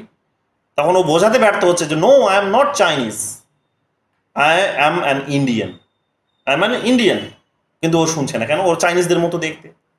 তাহলে তার যে এই যে পরিচয়, এই পরিচয়ের কারণে তাকে এখানে কি হতে হচ্ছে, তার গোষ্ঠীগত এই যে পরিচয়, যে ওই গোষ্ঠীতে সে বিলং করে বলে সে কি চাইনিজদের মতোই দেখতে হয় ওরা, কিন্তু তাকে এই সমস্যার সম্মুখীন হতে হচ্ছে।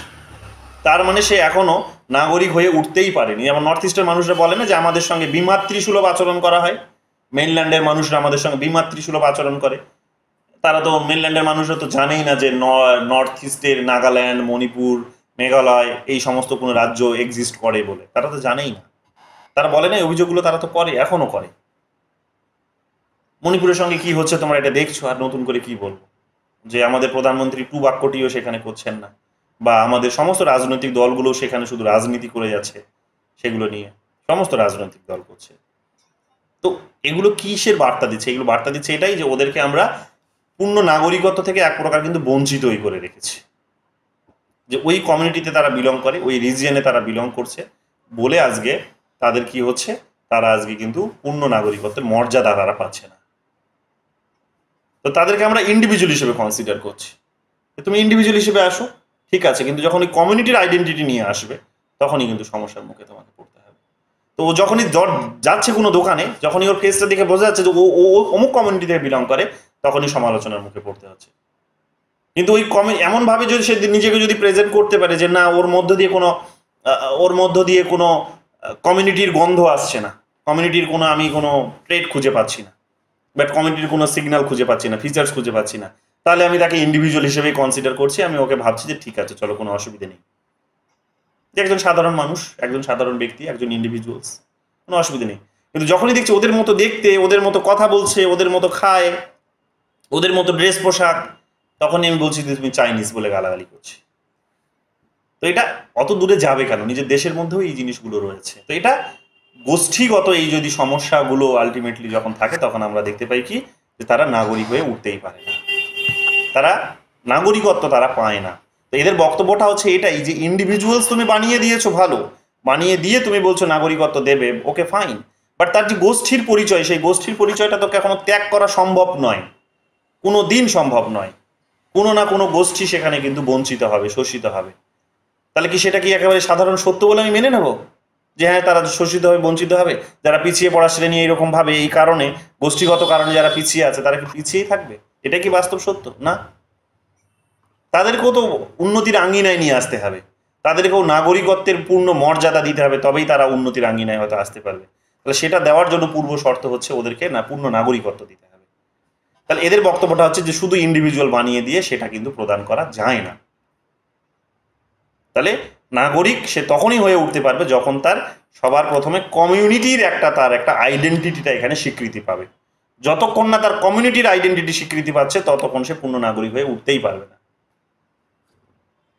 বোঝা গেছে? আর কোনো প্রশ্ন?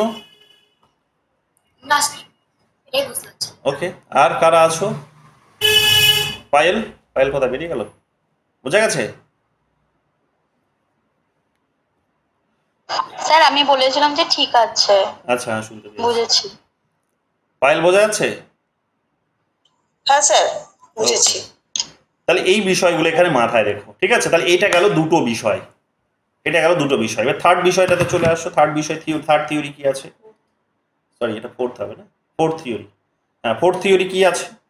ফোর্থ থিওরিটা আমরা এখানে দেখতে পাবো যে কসমোপলিটান থিওরি, বা যেটাকে বলা যেতে পারে universalistic theory, global theory of citizenship, global theory বলা হয় এটাকে অনেক সময়। আমি দু একটা লেকচারে তোমাদের লিঙ্ক দেবো, আমি ইউজির সিলেবাসে এইগুলো 1 ঘন্টা 1.5 ঘন্টা সময় নিয়ে পড়িয়েছি এবং অনেকগুলো প্রশ্নকে সেখানে অ্যাড্রেস করেছি। ইউজির পরীক্ষায় গত ওই 2-3 বছরে যে কোয়েশ্চেনগুলো এসেছে সিটিজেনশিপের এই চ্যাপ্টারটি থেকে, একটা পেপার আছে তাদের সিটিজেনশিপ বলে, তো সেই পেপারটি থেকে কতগুলো প্রশ্ন অবশ্যই এসেছে, সেগুলো লেকচার আমি 1.5 ঘন্টা 2 ঘন্টা দিয়েছি, সেগুলো তোমাদেরকে দেব, সেগুলো ভালো করে মন দিয়ে শুনবে, আরও অনেক কিছু জানতে পারবে। আমি অনেক কথা সেখানে বলেছি, টাইমের অভাবে এখানে বলা সম্ভব না, কিন্তু ওগুলো আলাদা করে দেখে নিও। ডিরেক্ট কোয়েশ্চেন্সগুলোকে অ্যাড্রেস করেছি সেখানে আমি, ঠিক আছে? তো লিঙ্কগুলো অবশ্যই দেবো, ওগুলো দেখে নিও। এরপরে চলে আসো গ্লোবাল সিটিজেনশিপের আইডিয়ায়। সিটিজেনশিপের একটা ইউজির যেটা বললাম যে পেপারই আছে, সেখানে এগুলোকে পড়ানো হয়। সেই গ্লোবাল সিটিজেনশিপের আইডিয়াটা বিশেষ করে একটা প্রশ্ন আসে সেখানে। গ্লোবাল সিটিজেনশিপের কনসেপ্ট বা কসমোপলিটান সিটিজেনশিপের কনসেপ্ট সেটা কি? সেটা হচ্ছে যে সিটিজেন বেসিক্যালি, মানে এখান থেকেও আর একটা আইডিয়া নতুন, এই যে কমিউনিটারিয়ান থেকেই তার মানে একটা নতুন আইডিয়া জেনারেট করছে কি, যে ডাইভার্সিটি কিন্তু থাকবেই, তার মানে ডাইভার্সিটিকে কখনো আমরা ব্রেক করতে পারবো না। কিন্তু ইন্ডিভিজুয়ালিজম সে এবার ইন্ডিভিজুয়ালিজমে তাদেরকে টেনে নিয়ে গিয়ে হয়তো কিছুটা প্রবলেম তাদের সলভ করা যেতে পারে, কিন্তু সকলকে কিন্তু বা কিছু জনকে হয়তো সেখানে অ্যাড্রেস করা যেতে পারে, কিন্তু সবাইকে কিন্তু অ্যাড্রেস করা কখনো সম্ভব নয়, কারণ ডাইভার্সিটিকে ব্রেক করা এইভাবে সম্ভব নয়। কারো না কারো ফেস দেখে মনে হবে সে চাইনিজ, কারো না কারো ফেস দেখে মনে হবে সে, তার অ্যাকসেন্ট শুনে মনে হবে সে ইন্ডিয়ান, কারো না কারো সেখানে পূজা মানে ঈশ্বরের উপাসনা করাকে দেখে মনে হবে সে হয়তো সেখানে খ্রিস্টান, কিংবা হয়তো মুসলিম, কিংবা হয়তো হিন্দু, কিংবা বৌদ্ধ, জৈন, এগুলো কিন্তু ধরা পড়বেই। প্রত্যেকটা মানুষের অ্যাক্টিভিটিসের মধ্য দিয়ে, বিহেভিয়ারের মধ্য দিয়ে, সেগুলো কিন্তু তার সোশ্যাল লিভিং স্ট্যান্ডার্ডের মধ্য দিয়ে কিন্তু সেগুলো ধরা পড়বেই। তো আমি কি এগুলোকে তার নষ্ট করে দেবো? না, নষ্ট করে দেওয়াটা উচিত নয়। তখনই আমরা এখানে দেখতে পাচ্ছি কি, তখনই আমরা দেখতে পাচ্ছি যে এগুলোকে কনসিডার, এগুলোকে অ্যাড্রেস করার জন্য নতুন একটা আইডিয়া বলতে পারো কাইন্ড অফ বেরিয়ে আসছে। সেই আইডিয়াটা হচ্ছে যে গ্লোবালাইজেশনের একটা idea, global concept of citizenship. কি সেই আইডিয়া? গ্লোবাল কনসেপ্ট অফ সিটিজেনশিপের আইডিয়াটা হচ্ছে যে যখন থেকে মোটামুটি, এর অরিজিনটা কখন হলো আগে জেনে নাও, তাহলেই বুঝতে পারবে যে যখন থেকে গ্লোবালাইজেশন আসছে, বিশেষ করে তার আগে যে ছিল না তা নয়, বাট গ্লোবালাইজেশন আসার পর থেকে জানো তোমরা র্যাপিডলি হয়েছে এটা, যে টাইম এবং স্পেসের যে গ্যাপ, টাইম এবং স্পেসের গ্যাপটাকে কমিয়ে দেওয়ার ফলে বাউন্ডারির যে এক্সিস্টেন্স, যেটা ফিজিক্যাল বাউন্ডারির দেশগুলোর যে এক্সিস্টেন্স, যে বর্ডারের যে এক্সিস্টেন্স, সেই এক্সিস্টেন্সগুলোকে এখানে ইনভিজিবল করে দেওয়ার ফলে নতুন একটা আইডিয়া তৈরি হচ্ছে। সেই আইডিয়াটির নাম হচ্ছে কি, নতুন এই আইডিয়াটির নাম হচ্ছে, এখানে আমরা দেখতে পাবো যে গ্লোবাল সিটিজেনশিপ, যে ইনভিজিবল বর্ডারের কনসেপ্ট গড়ে উঠছে। ইনভিজিবল বর্ডার, ডিজিটাল বর্ডারের কনসেপ্ট, বা ইনভিজিবল বর্ডার, ডিজিটাল বলবো না, ইনভিজিবল বর্ডার, যে বর্ডার অদৃশ্যমান হয়ে গেছে। কখন থেকে হচ্ছে? গ্লোবালাইজেশন যখন থেকে আসছে। গ্লোবালাইজেশন এসে কি করলো না, গ্লোবালাইজেশন এসে আরো অনেক বেশি ইন্টারডিপেন্ডেন্সটা বাড়িয়ে দিল, আরো অনেক বেশি কি করলো, দেশগুলোর মধ্যে, দেশের জনগণের মধ্যে হচ্ছে পিপল টু পিপল কন্ট্যাক্টগুলো বাড়িয়ে দিল, যে একটা দেশের মানুষ ইজিলি অন্য দেশে পৌঁছে যেতে পারছে। সে হয়তো ফিজিক্যালি যেতে পারছে না, কিন্তু সে ভার্চুয়ালি কিন্তু সে পৌঁছে যাচ্ছে। ফিজিক্যালি সে হয়তো যেতে পারছে না, কিন্তু ভার্চুয়ালি সে কিন্তু পৌঁছে যাচ্ছে। যে আমি আজকের আমেরিকার মানুষরা কি খাচ্ছে, তাদের দেশে কি চলছে, কি কখনো কে কাকে ভোট দিচ্ছে, কে জিতলো কে হারলো আমি এখান থেকে বসে সব খবর পেয়ে যাচ্ছি। এবং সেটা আগে হয়তো সেটা সময় ছিল 2 দিন পর 15 দিন পর 7 দিন পর হয়তো খবরটা এসে পৌঁছতো। এখন আমি ইনস্ট্যান্ট আমি আমেরিকার টিভি চ্যানেলে কি দেখানো হচ্ছে, ডোনাল্ড ট্রাম্প কি করেছে, জো বাইডেন কি করছে, আমি সঙ্গে সঙ্গে এটা এখানে বসে থেকে দেখতে পাচ্ছি। তাহলে এই যে গ্যাপ, টাইম এবং স্পেসের যে গ্যাপ, যেটা এর আগের দিন তোমাদের বলছিলাম যে টাইম এবং স্পেসের যে লিমিটেশন, সেই লিমিটেশনসটাকে উড়িয়ে দিয়েছে এই গ্লোবালাইজেশন। যখন তারা এটা করতে সম্ভবপর হয়েছে তখন এখানে কি হয়েছে না, এক ধরনের গ্লোবাল একটা কনসেপ্ট তৈরি হয়ে গেছে যে নাগরিকরা এখন কি হচ্ছে যে বাউন্ডারির কনসেপ্টের বাইরে গিয়ে জীবনযাপন করছে।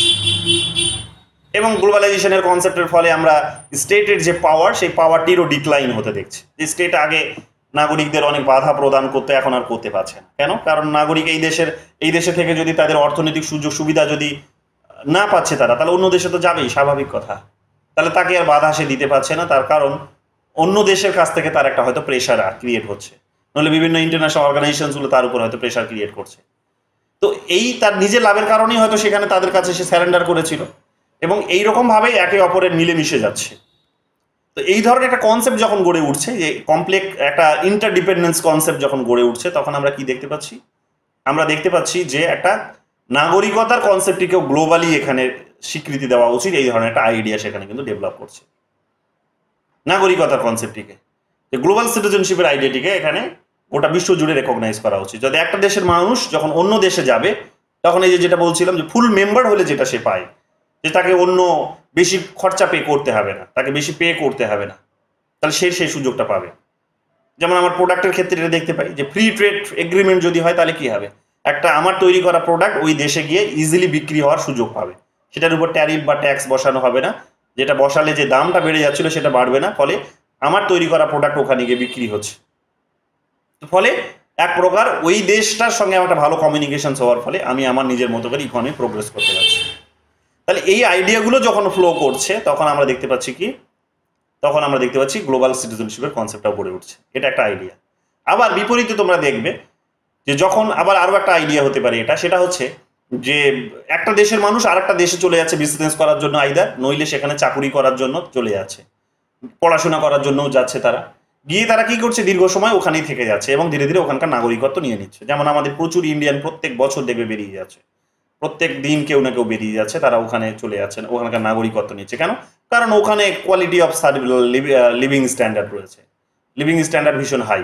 ওখানে তো দাঙ্গা হয় না, ওখানে এত ইন্টারনেট শাটডাউন হয় না, ওখানে এত সেখানে মানে দোকানদারের সঙ্গে ঝগড়াঝাটি করতে হয় না। কোনো প্রোডাক্ট খারাপ হয়ে গেলে সেখানে হয়তো ওয়ারেন্টি নয় গ্যারান্টি দিয়ে দেয়, যে তোমাকে সঙ্গে সঙ্গে প্রোডাক্টটা রিপ্লেস করে দেবে। লিভিং স্ট্যান্ডার্ড অনেক হাই, রাস্তাঘাট অনেক উন্নত। রাস্তাঘাটে হয়তো দেখবে সেখানে নোংরা আবর্জনা পড়ে নেই, রাস্তায় দেখবে সেখানে ওখানে হয়তো ফুটপাতে, যেমন আমাদের হাঁটা যায় না, চলা যায় না আমাদের ফুটপাতে, সব দোকানদারগুলো কবজা করে নিয়েছে, মানুষ আবার রাস্তা দিয়ে হাঁটছে। তো ফলে ধাক্কা খাচ্ছে গাড়ির সঙ্গে, যেতে সময় লাগছে অনেক, অফিসে পৌঁছবে যে রাস্তাটা হয়তো হেঁটে গেলে হয়তো সে 10 মিনিটে পৌঁছে যাবে, কিন্তু স্ট্যান্ডার্ড মেনটেন করার জন্য, লিভিং স্ট্যান্ডার্ড মেনটেন করার জন্য সে গাড়ি নিয়ে বেরোচ্ছে এবং সাথে করে আরও বেশি করে দেরি হচ্ছে তার। তো সে গাড়ি নিয়েই হয়তো 10 মিনিটে পৌঁছবে, কাজে হেঁটেই সে 10 মিনিটে পৌঁছে যেত। কাজেই এক ধরনের একটা নিম্নমানের জীবনযাপন করছে সে এখানে, কাজে কিন্তু সে কিন্তু একটা হাই লিভিং স্ট্যান্ডার্ড কিন্তু অ্যাফোর্ড করতে পারে। তাহলে অ্যাফোর্ড করার ক্ষমতা তার আছে, কিন্তু এই দেশে সেই ক্যাপাসিটিটা নেই, এই দেশের সিস্টেমসগুলো সেখানে ফ্লেক্সিবল নয়। তাহলে সেই দেশে থাকবে কেন? তাহলে সে ওই দেশে চলে যাচ্ছে বা চাকরির জন্য চলে যাচ্ছে। এই দেশে হচ্ছে না, প্রচুর যুবক দেখবে তোমরা ওই বিভিন্ন দেশে ছড়িয়ে ছিটিয়ে চলে যাচ্ছে, ছড়িয়ে পড়ছে, তারা গিয়ে চলে যাচ্ছে সেই সমস্ত দেশে, উন্নত দেশগুলিতে, যেখানে যেখানে কাজের প্রচুর সুযোগ রয়েছে। তো গিয়ে তারা কি করছে, ওখানে জীবনযাপন করছে। ওখানে জীবনযাপন করার সঙ্গে সঙ্গে কি হচ্ছে না, তারা ওখানকার নাগরিকত্ব ধীরে ধীরে পাচ্ছে। যখন পাচ্ছে তখন কি হচ্ছে, তখন ওই প্রশ্নটি আবার ঘুরিয়ে ফিরিয়ে আসছে, তারা ফুল মেম্বার হিসেবে কনসিডার হচ্ছে না। কেন হচ্ছে না ফুল মেম্বার হিসেবে কনসিডার? তার কারণ তারা ভারতীয় নয়, তারা আমেরিকান নয়, তারা ইউরোপিয়ান নয়, বা যে দেশে থাকছে সেই দেশের নাগরিক সে নয়। কিন্তু ওই দেশের অর্থনীতিকে সে একটু শক্তিশালী করছে, ওই দেশের সরকার তো তাকে স্বাগতম জানিয়েছে। কিসের ভিত্তিতে স্বাগতম জানিয়েছে? যে তুমি এখানে আসো, তোমাকে সমস্ত সুযোগ সুবিধা দেওয়া হবে। এবার সে না যতটা যেতে চেয়েছে তার থেকে বেশি সরকার তাকে বেশি ওয়েলকাম করেছে। কেন? কারণ সরকার দরজাটা না খুললে সে ঢুকতো কি করে? সেই দেশের পলিটিক্যাল সিস্টেম যদি দরজাটা না খুলতো তার জন্য, তো সে ঢুকতো কি করে? তাকে যদি ভিসা না দিত সে যেত কি করে? তাহলে তার জন্য দরজাটা খোলা হয়েছে বলে সে যেতে পারছে। তাহলে সে যখন গেছে তখন তাকে এটা প্রমিস করা হয়েছিল যে তোমাকে সমস্ত রকমের সোশ্যাল সিকিউরিটি তোমাকে দেওয়া হবে, ইকোনমিক সিকিউরিটি তো তুমি পাবেই, সেই কারণে এখানে আসছো, বাট প্যারালালি তোমাকে তোমার সমস্ত রকমের সোশ্যাল সিকিউরিটিও তোমাকে প্রদান করা হবে, প্রোভাইড করা হবে। তাহলে সোশ্যাল সিকিউরিটি সে সেখানে গিয়ে দেখা যাচ্ছে পাচ্ছে না। কি পাচ্ছে না?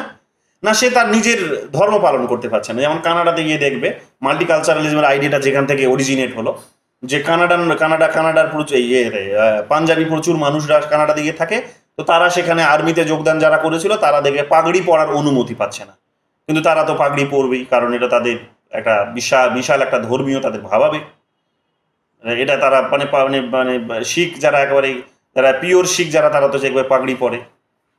জো বলে কি একটা তার একটা স্লোগান, জো বলে সোনিয়াল শাস্ত্রীয়কাল। তো কেউ বলে যদি জো বলে সোনিয়াল, তো কেউ অন্যজন তো শাস্ত্রীয়কাল, যে শিখ যদি হয় তার মুখ থেকে শাস্ত্রীয়কাল তো বেরোবেই।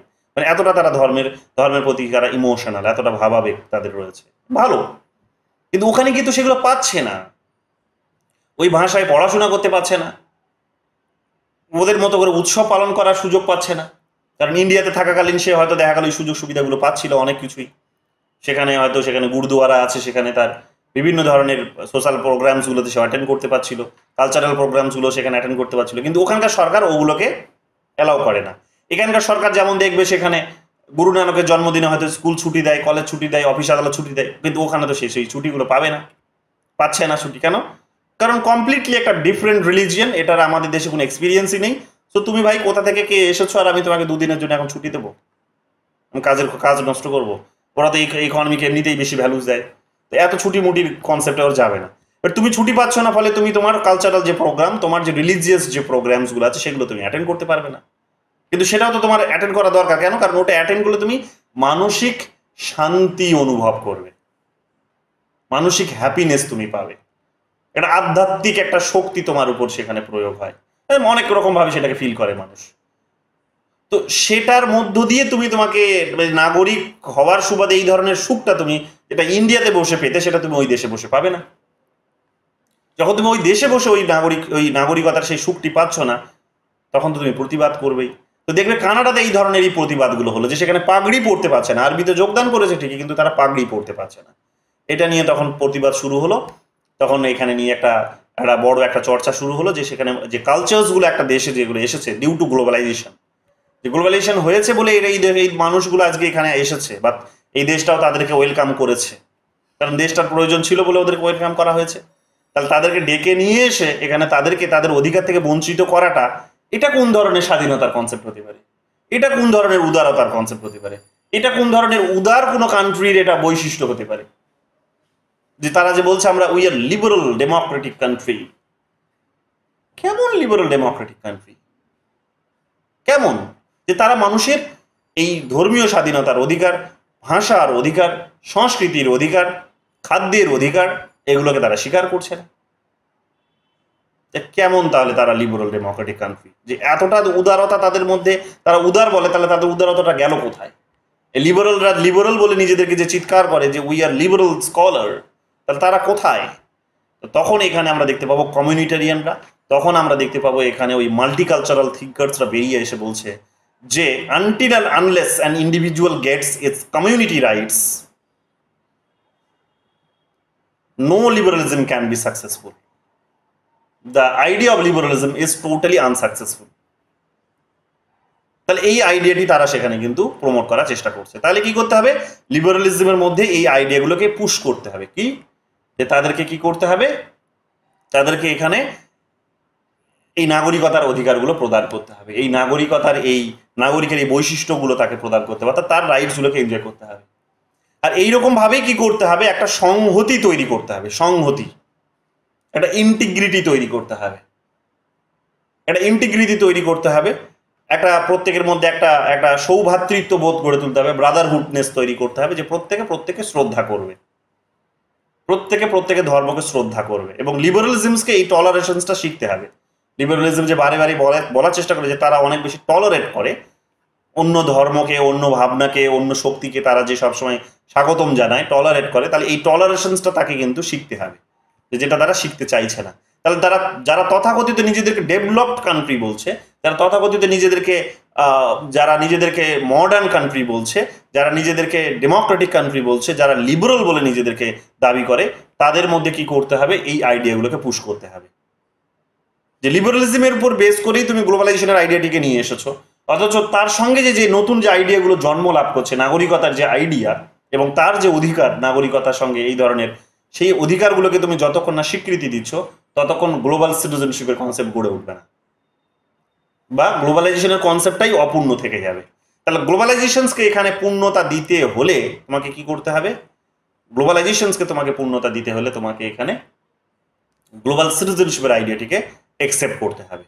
তাহলে বিভিন্ন ইন্টারন্যাশনাল অর্গানাইজেশনসগুলোতে, বিভিন্ন রিজিওনাল অর্গানাইজেশনসগুলোতে, বিভিন্ন ইন্টারন্যাশনাল অর্গানাইজেশনসগুলোতে এখানে কি করতে হবে, প্লাস দেশগুলোকেও আর কি, যে তাদেরকে এই ধরনের গ্লোবাল সিটিজেনশিপের যে পূর্ব শর্তগুলো আছে সেই শর্তগুলো তাদেরকে প্রথমে অ্যাপ্লাই করার একটা যথাসাধ্য চেষ্টা করতে হবে বা করতে হবে। তো গ্লোবাল সিটিজেনশিপের কনসেপ্টটা হচ্ছে এটাই, যে একটা দেশের মানুষ এখন অন্য দেশে যাওয়াটা যেহেতু এখন সহজ হয়ে গেছে, তো সে শুধু যায় না, সে শুধু তার ব্রেন বুদ্ধি নিয়ে যায় না, সে শুধু ইকোনমিক ভাবনা নিয়ে শুধু যায় না, সে তার সাথে সাথে ইকোনমির সাথে সাথে ইকোনমিক বেনিফিট দিয়েই তুমি ওকে ডাকছো, কিন্তু ও শুধু ইকোনমি নিয়ে যায় না, সে প্যারালালি তার কালচার, তার বিভিন্ন ধরনের কালচার নিয়ে যায়। সেটা ভাষা হতে পারে, সেটা ধর্ম হতে পারে, সেটা বিভিন্ন ধরনের আরো কিছু হতে পারে। তাহলে সেটাকেও তোমাকে স্বীকৃতি দিতে হবে। তাহলে এগুলো হচ্ছে সোশ্যাল ইস্যু মানুষের। তাহলে গ্লোবালি এই সোশ্যাল ইস্যুসগুলোকে এখানে স্বীকৃতি দিতে পারলেই তবে কি হতে পারে, গ্লোবাল সিটিজেনশিপের কনসেপ্টটি গড়ে উঠবে। এবং গ্লোবাল সিটিজেনশিপ এটার উপরে ফোকাস করে, যে গ্লোবাল সিটিজেনশিপ মানে ব্যক্তি যে যেখানেই থাকুক না কেন, ইন্ডিভিজুয়ালস যে যেখানেই থাকুক না কেন, তার বিভিন্ন যে রাইটসগুলো আছে, তার বিভিন্ন যে তার নিজের যে অভ্যাসগুলো আছে, তার নিজস্ব যে কালচারসগুলো আছে, যেটার সাথে তার সে নিজেকে একেবারেই কখনো সেপারেট করতে পারবে না, সেটা তাকে প্রদান করতে হবে। তবেই গিয়ে গ্লোবাল সিটিজেনশিপের আইডিয়া ডেভেলপ হবে। এটা হচ্ছে গ্লোবাল সিটিজেনশিপের বেসিক আইডিয়া বেসিক্যালি। এবং গ্লোবালাইজেশন যখন হচ্ছে তখন স্টেটের আইডিয়াগুলোও ডিক্লাইন করছে, স্টেটের আইডিয়াটাও ডিক্লাইন করছে। কেন ডিক্লাইন করছে? ডিক্লাইন করছে তার কারণ স্টেট ওই আর কি নিজে তার ক্ষমতা নেই বলে সে এখন কি করছে, অন্য দেশের নাগরিককে সেখানে ডাকছে, বা ইন্টারন্যাশনাল অর্গানাইজেশনসগুলোকেও এখন তাকে মেনে চলতে হবে, যেহেতু আর সে নিজে একাই নিজেকে কন্ট্রোল করতে পারে না। তো কারো উপর নির্ভরশীলতা যেহেতু তার চলে এসেছে, তাহলে সবাই সবার উপর নির্ভরশীলতা হয়ে গেছে, মানে এখানে একটা গ্লোবাল গভর্নেন্সের একটা আইডিয়া তৈরি হয়েছে, গ্লোবাল একটা বলা যেতে পারে যে ইনস্টিটিউশনের আইডিয়া তৈরি হয়েছে, যেটাকে আমরা ইউনাইটেড নেশনসের নামে বা বিভিন্ন আরো যে ইন্টারন্যাশনাল অর্গানাইজেশনসগুলো আছে, রিজিওনাল অর্গানাইজেশনসগুলো আছে, সেটার নামে জানতে পারি। তো তাদের শক্তি বৃদ্ধি পাওয়ার সঙ্গে সঙ্গে স্টেটের ডেফিনেশন বা স্টেটের যে পাওয়ারের ডেফিনেশন, তার মধ্যে একটা কিন্তু অবক্ষয় দেখা গেছে, বা পাওয়ারের মধ্যে একটা অবক্ষয় দেখা গেছে। স্টেটের সোভারেন যে আইডিয়া, সোভারেন হওয়ার যে শক্তি বা সোভারেনিটির যে আইডিয়া, সেটার মধ্যে একটা কিন্তু ডিক্লাইন দেখা গেছে। তো সিটিজেনশিপ, এই গ্লোবাল সিটিজেনশিপের আইডিয়াগুলো কিন্তু স্টেটের আইডিয়াগুলোর মধ্যে একটা এই ধরনের ডিক্লাইন ডেকে নিয়ে এসেছে। সো গ্লোবাল সিটিজেনশিপ বলতে বেসিক্যালি এটাই বোঝায়।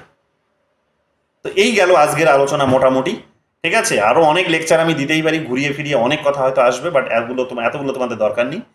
2-3টে ক্লাস লেকচার অলরেডি আছে আমার, আপলোড করে দেবো, তোমরা একবার দেখে নিও, এগুলো খুব কাজে আসবে পরে, ঠিক আছে। যেগুলো দিয়ে তোরা আগামী দিনে যখন তোমরা রিসার্চ করবে বা বিভিন্ন ইন্টারন্যাশনাল যে সমস্ত ডিসপিউটসগুলো তোমরা দেখবে, সে বাইলেটারাল হতে পারে, মাল্টিলেটারাল ডিসপিউটস হতে পারে, বা যুদ্ধের পরিস্থিতি, তো সেখানে কিভাবে রিসার্চ করা যেতে পারে, কোন ইস্যু নিয়ে রিসার্চ করা যেতে পারে, এই সমস্ত বিষয়গুলোর উপর একটু অত্যধিক চর্চা তোমাদের থাকলে তবে গিয়ে ওই ভাবনাত্মক তোমাদের শক্তিটা কিন্তু ওপেন হয়ে যাবে, এটা নিয়ে তোমরা রিসার্চ করতে পারবে, ঠিক আছে। তো অবশ্যই লিঙ্কগুলো দেবো, তোমরা দেখে নিও। আজকের জন্য এতটুকুই, 4টে থিওরি থাকলো। জেন্ডার থিওরিটা থাকলো, আজকে আর এটা বলছি না। জেন্ডার থিওরিটা আগামীকাল তোমাদের বলে দেবো। আগামীকাল তো কোয়েশ্চেনগুলো এমনিতেই আমরা সলভ করবো, তখন জেন্ডার থিওরিটা 10 মিনিটের জন্য বলে দেবো, তাতেই এটা আমাদের সমাপ্ত হবে। কারণ আমি জেন্ডার থিওরিটা এখনো চোখ বোলানোর সুযোগ পাইনি, বাস্তব কথা হচ্ছে এটাই। আর আমি না পড়ে কখনো পড়াই না, এটা আমার বৈশিষ্ট্য। আমি ক্লাসটা অফ করে দিই, আমার যখন পড়াটা হয় না, কোনো কারণে ব্যস্ত হয়ে গেলে, তখন আমি তোমাদের ক্লাসটা অফ করে দিই, কিন্তু আমি আবল তাবল বকি না এসে, আমার ভালো লাগে না আবল তাবল বকতে, পারি না। হয়তো আমি 2 ঘন্টা হয়তো এদিক ওদিক করে কাটিয়ে দিতে পারবো, অনেক কথা হয়তো তোমাদের বলতে পারবো, বাট আমি করি না সবসময় এটা। তো যেদিন আমার প্রিপারেশন থাকে না, হয়তো কোনো কারণে আমি প্রিপারেশন নিতে পারিনি, চোখ বোলাতে পারিনি, সেদিন আমি ক্লাসটা অফই করে দিই, হয়তো কোনো একটা এক্সকিউজ দিয়ে অফই করে দিই ক্লাসটা। তো যাই হোক, এটা আমি এখন দেখার সুযোগ পাইনি, আগামীকাল তোমাদের এটা একবার চোখ বুলিয়ে নিয়ে তোমাদের ডিটেলসে ধরে ধরে বলবো। আশা করি তোমাদের এই আইডিয়াটাও ক্লিয়ার হয়ে যাবে, জেন্ডার থিওরি অফ সিটিজেনশিপ সেটাও ক্লিয়ার হয়ে যাবে। ঠিক আছে, তো এই গেল আজকের আলোচনা। এবার বলো যদি কারো কোনো প্রশ্ন থাকে, সরাসরি ফটাফট বলবে, জলদি বলবে। ক্লিয়ার হয়েছে সোহিনী? জলদি বলো। ক্লিয়ার? হ্যাঁ স্যার। শ্রেয়সী আছে? হ্যাঁ, তবে আমি একটু বলতে চাইছি যে কসমোপলিটান বলতে এটাই বোঝা যায় যে ব্যক্তি যে যেখানেই থাকুক না কেন, ব্যক্তির নিজস্ব কিছু কালচার আছে, কিছু রাইটস আছে। এবার সেটা মানে যখন তারা অন্য দেশে গিয়ে সেটা যেই সূত্রেই যাচ্ছে না কেন, গিয়ে তারা যখন সেই রাইটস গুলো এনজয় করতে পারছে, তখনই তাকে আমরা বলতে পারি যে গ্লোবালি মানে সিটিজেনশিপ, তাই তো? মানে বিশ্বায়ন নাগরিকতার কনসেপ্ট, বিশ্বায়ন নাগরিকতার এটাই হচ্ছে বেসিক আর্গুমেন্ট, রাইট? ঠিক আছে। ঠিক আছে। আর শ্রেয়া ক্লিয়ার? হ্যাঁ স্যার, কিন্তু এই কসমোপলিটান থিওরি কি কোনো থিঙ্কার আছে? অবশ্যই আছে, আমি এর একদিন লিখিয়ে দিয়েছি, তুমি খোলো দেখতে পাবে।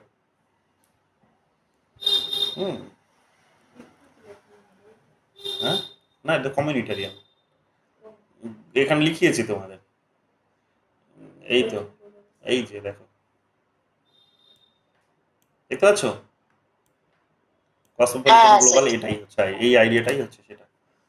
আরো দু একজন আছে, এটা পরে ক্লাসে বলে দেবো। ঠিক আছে, আর বলো পায়েল, ক্লিয়ার? হ্যাঁ স্যার, বুঝেছি। এই যে রিজিওনাল যে অর্গানাইজেশন গুলো রয়েছে সেগুলো আর কি গ্লোবাল সিটিজেনশিপকে আরো বেশি প্রমোট করছে। রিজিওনাল অর্গানাইজেশনস গুলোকে গ্লোবাল সিটিজেনশিপটাকে, হ্যাঁ এরাও একটা পার্ট আর কি। হ্যাঁ, গ্লোবাল এরাও তো ছোট্ট একটা রিজিয়নে হয়তো আছে, হয়তো সাউথ এশিয়াতে কিংবা হয়তো ইউরোপে কিংবা হয়তো আফ্রিকাতে, বাট এরাও পার্ট গ্লোবাল সিটিজেনশিপটাকে প্রমোট করার ক্ষেত্রে। যেমন বিমস্টেক এখন খুব ট্রেন্ডে রয়েছে। বিমস্টেকের যে বিভিন্ন সামিট গুলো যেগুলো রয়েছে সেগুলো মানে যে তারা কাজকর্ম করছে সেগুলো গ্লোবাল সিটিজেনশিপকে তো অনেকটাই প্রমোট করছে, এটা তোমরা বলতেই পারি। একদম, সমস্ত ইনস্টিটিউশনস গুলো, কারণ তারা flow of economy, flow of culture, flow of population, তারা এটা কিন্তু করছে, তাই না? যে একটা দেশের নাগরিক অন্য দেশে চলে যাচ্ছে, তো স্বাভাবিক সেই দেশে গিয়ে তারা স্বীকৃতি পাচ্ছে। যেমন দেখবে বিশ্বের বিভিন্ন দেশে বাংলা ভাষাকে স্বীকৃতি দেওয়া হয়েছে, অফিসিয়াল ল্যাঙ্গুয়েজ হিসেবে স্বীকৃতি দেওয়া হয়েছে, হিন্দি ভাষাকে স্বীকৃতি দেওয়া হয়েছে। তো তার মানে বুঝতে পারছি যে তার মানে একটা সবাই সবার সমস্ত কিছুকে স্বীকৃতি দেওয়ার মধ্য দিয়ে কি হবে, একটা বিশ্ব নাগরিকতার কনসেপ্ট তৈরি হবে, যে আমরা যে দেশেই যাই না কেন আমার সম্পূর্ণ অধিকার আমি সেখানে উপভোগ করতে পারবো। এটা হচ্ছে বিশ্ব নাগরিকতার কনসেপ্ট। ঠিক আছে, নতুন কি শিখলে পায়েল বলো, নতুন কি পেলে নাকি পাওনি কিছু? না একদমই, অনেকটাই মানে কনসেপ্ট গুলো আরো বেশি ভালোভাবে ক্লিয়ার হলো। আচ্ছা, আমরা তো সিটিজেনশিপ বলতে ওই সাধারণ জন্মগত, তারপরে হচ্ছে ভূখণ্ডগত, এগুলো এতদিন পড়ে এসেছি। এবার এটাকে আরো বেশি ইলাবোরেটলি জানতে পারলাম যে শুধুমাত্র জন্মগত বা ভূখণ্ডগত মানে শুধু ওই সীমাবদ্ধতার মধ্যে থাকলেই হবে না, আমাদের তার বাইরে বেরিয়ে আরো যে জিনিসগুলো রয়েছে সেগুলো জানতে হবে। এক্স্যাক্টলি। তাহলে তোমার কলেজের ছাত্রদের পড়াতে এবার কাজে আসবে বলো। একদম। এগুলো আসলে ইউজির স্টুডেন্টদেরই পড়াতে গিয়ে পড়ানো। ইভেন তোমার কলেজের স্টুডেন্ট আমার কাছে পড়তো, অনেক আগে পড়তো। আচ্ছা, নাম মনে নেই, কিন্তু পড়তো, বস কলেজে পড়তো, বোধহয় মেয়েটি পড়তো, না পড়তো, কেউ একটা ছিল, ভুলে গেছি। যাই হোক, তো এই আর কি, এগুলো কাজে আসবে, মাথায় রেখো। আর বলো সমৃতা।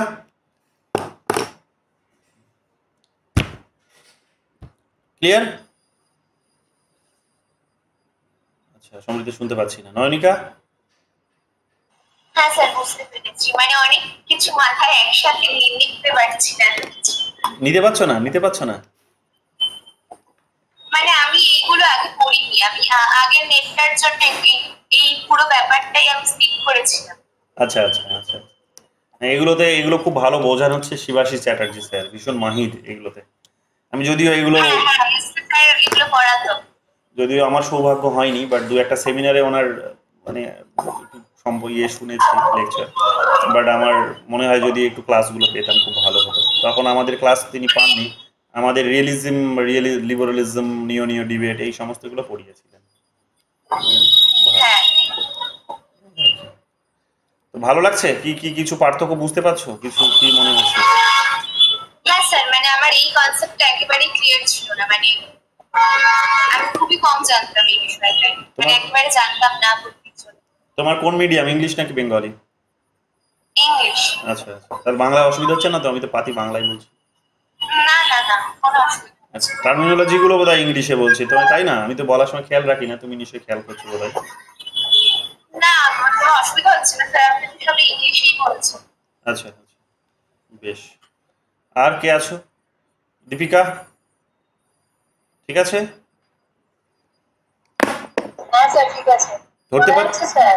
হ্যাঁ, ধরতে পারছো তো? লিঙ্ক করতে পারছো তো?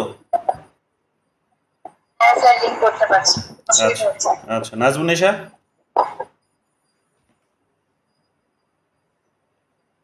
নাজমুন্নেশা? নাজমুন্নেশা নেই। সোহিনী, ঠিক আছে? হ্যাঁ স্যার, স্যার বলছি যে ওই আপনি যে হ্যাঁ বললেন দাদা বুঝতে পেরেছি।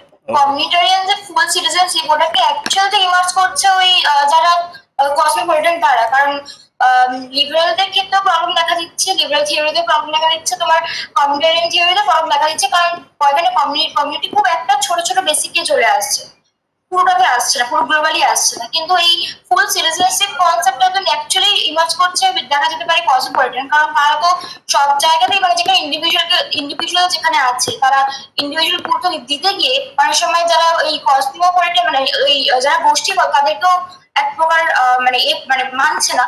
তো যারা গ্লোবাল ভাবে এটাকে ইমার্জ করছে, মানে যেটাকে ধারণাটা আনার চেষ্টা করছে, তারা তো মানে তারা তো এই ফুল সিটিজেনশিপটাকেই তো গুরুত্ব দিচ্ছে। হ্যাঁ, তারা ফুল সিটিজেনশিপটাকেই গুরুত্ব দিচ্ছে, যে নাগরিকরা যে যেখানে থাকুক তাদের পূর্ণ নাগরিকত্ব থাকা উচিত, সে দেশেরই হোক না কেন, সে তার নাগরিক যেহেতু এখন গ্লোবাল একটা গ্লোবালিজমের একটা আইডিয়া গড়ে উঠছে, তো কাজে ওই দেশের নাগরিক মানে সে এই দেশে এসেছে মানে সেখানেও সে সমান মর্যাদা পাবে। তো সেটারই কথা বলে তারা। হ্যাঁ, ওটারই কথা বলে।